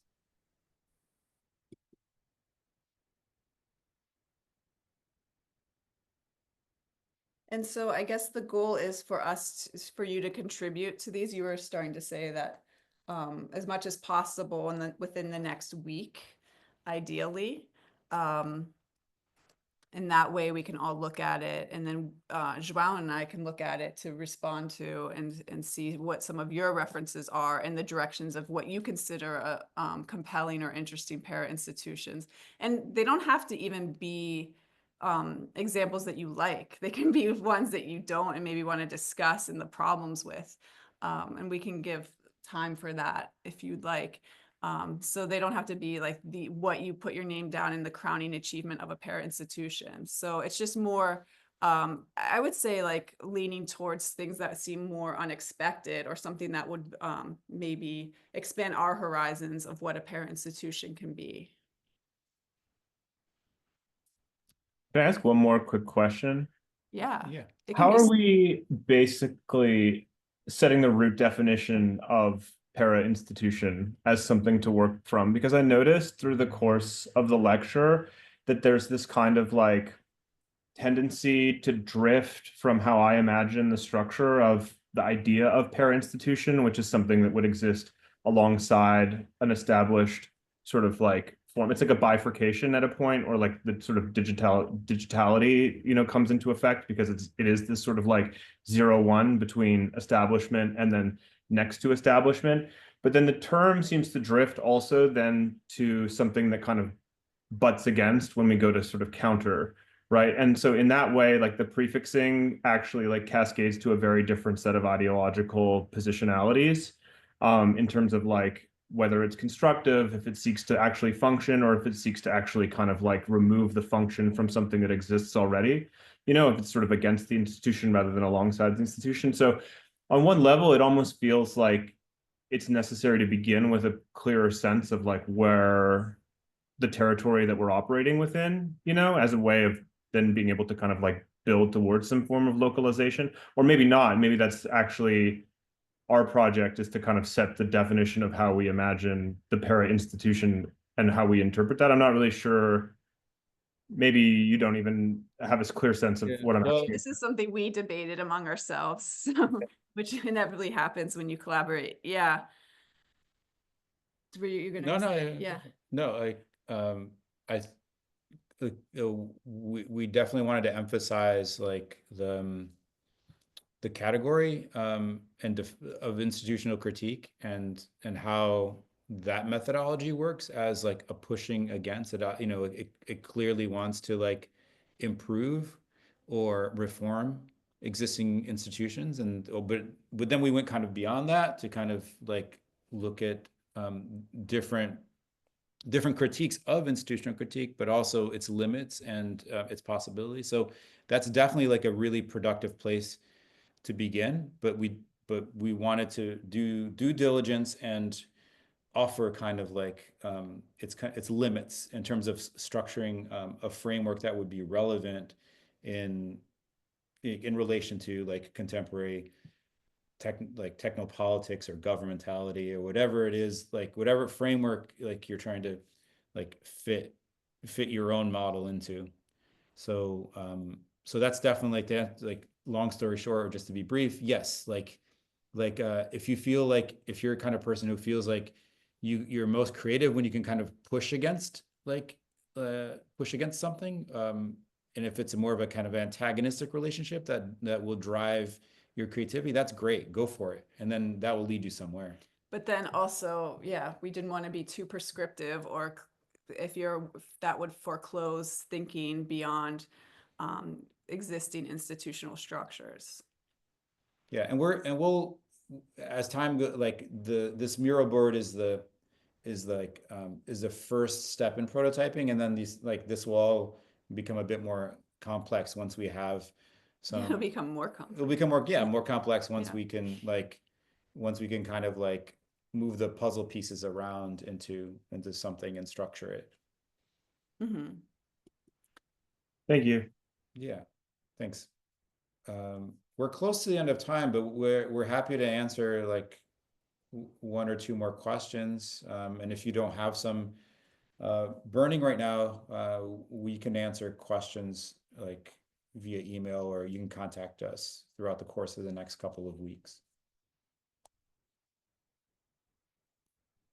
Yeah, and if we weren't clear on the structure of the now 3 more sessions, let us know or ask questions.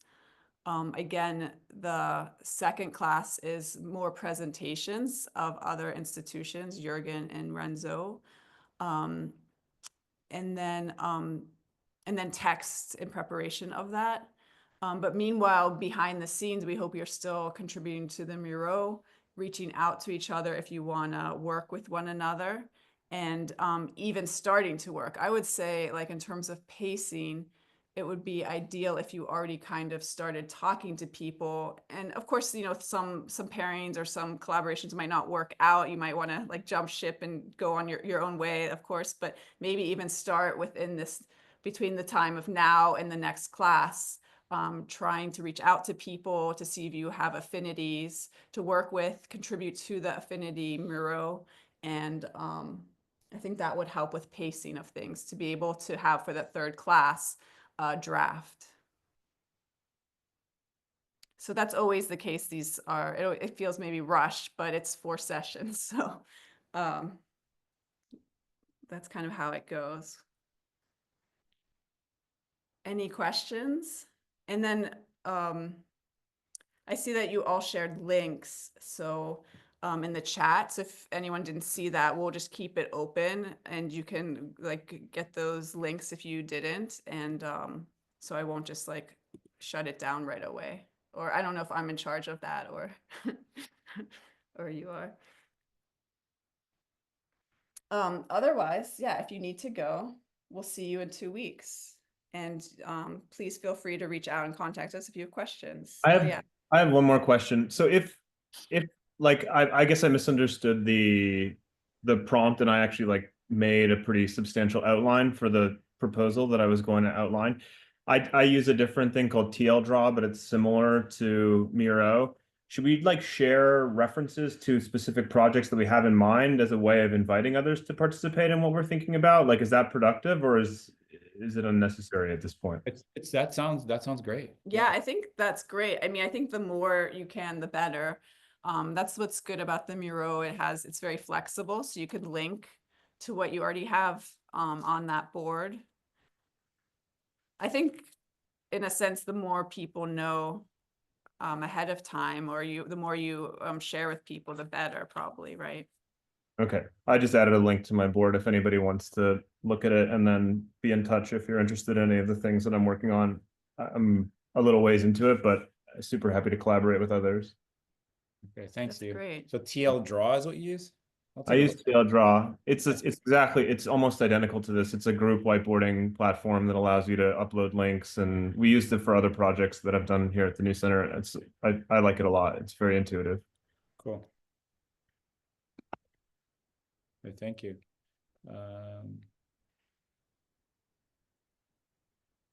Okay, excellent. So we're done for today. Have a good rest of your weekend, and looking forward to seeing what you come up with, and you know, and the rest of this journey with all of you. Yeah, we'll see you on the board. Yeah. Okay, ciao. Bye-bye. Thank you. Thank you. Thanks for facilitating. Of course. All right. See you later. Bye.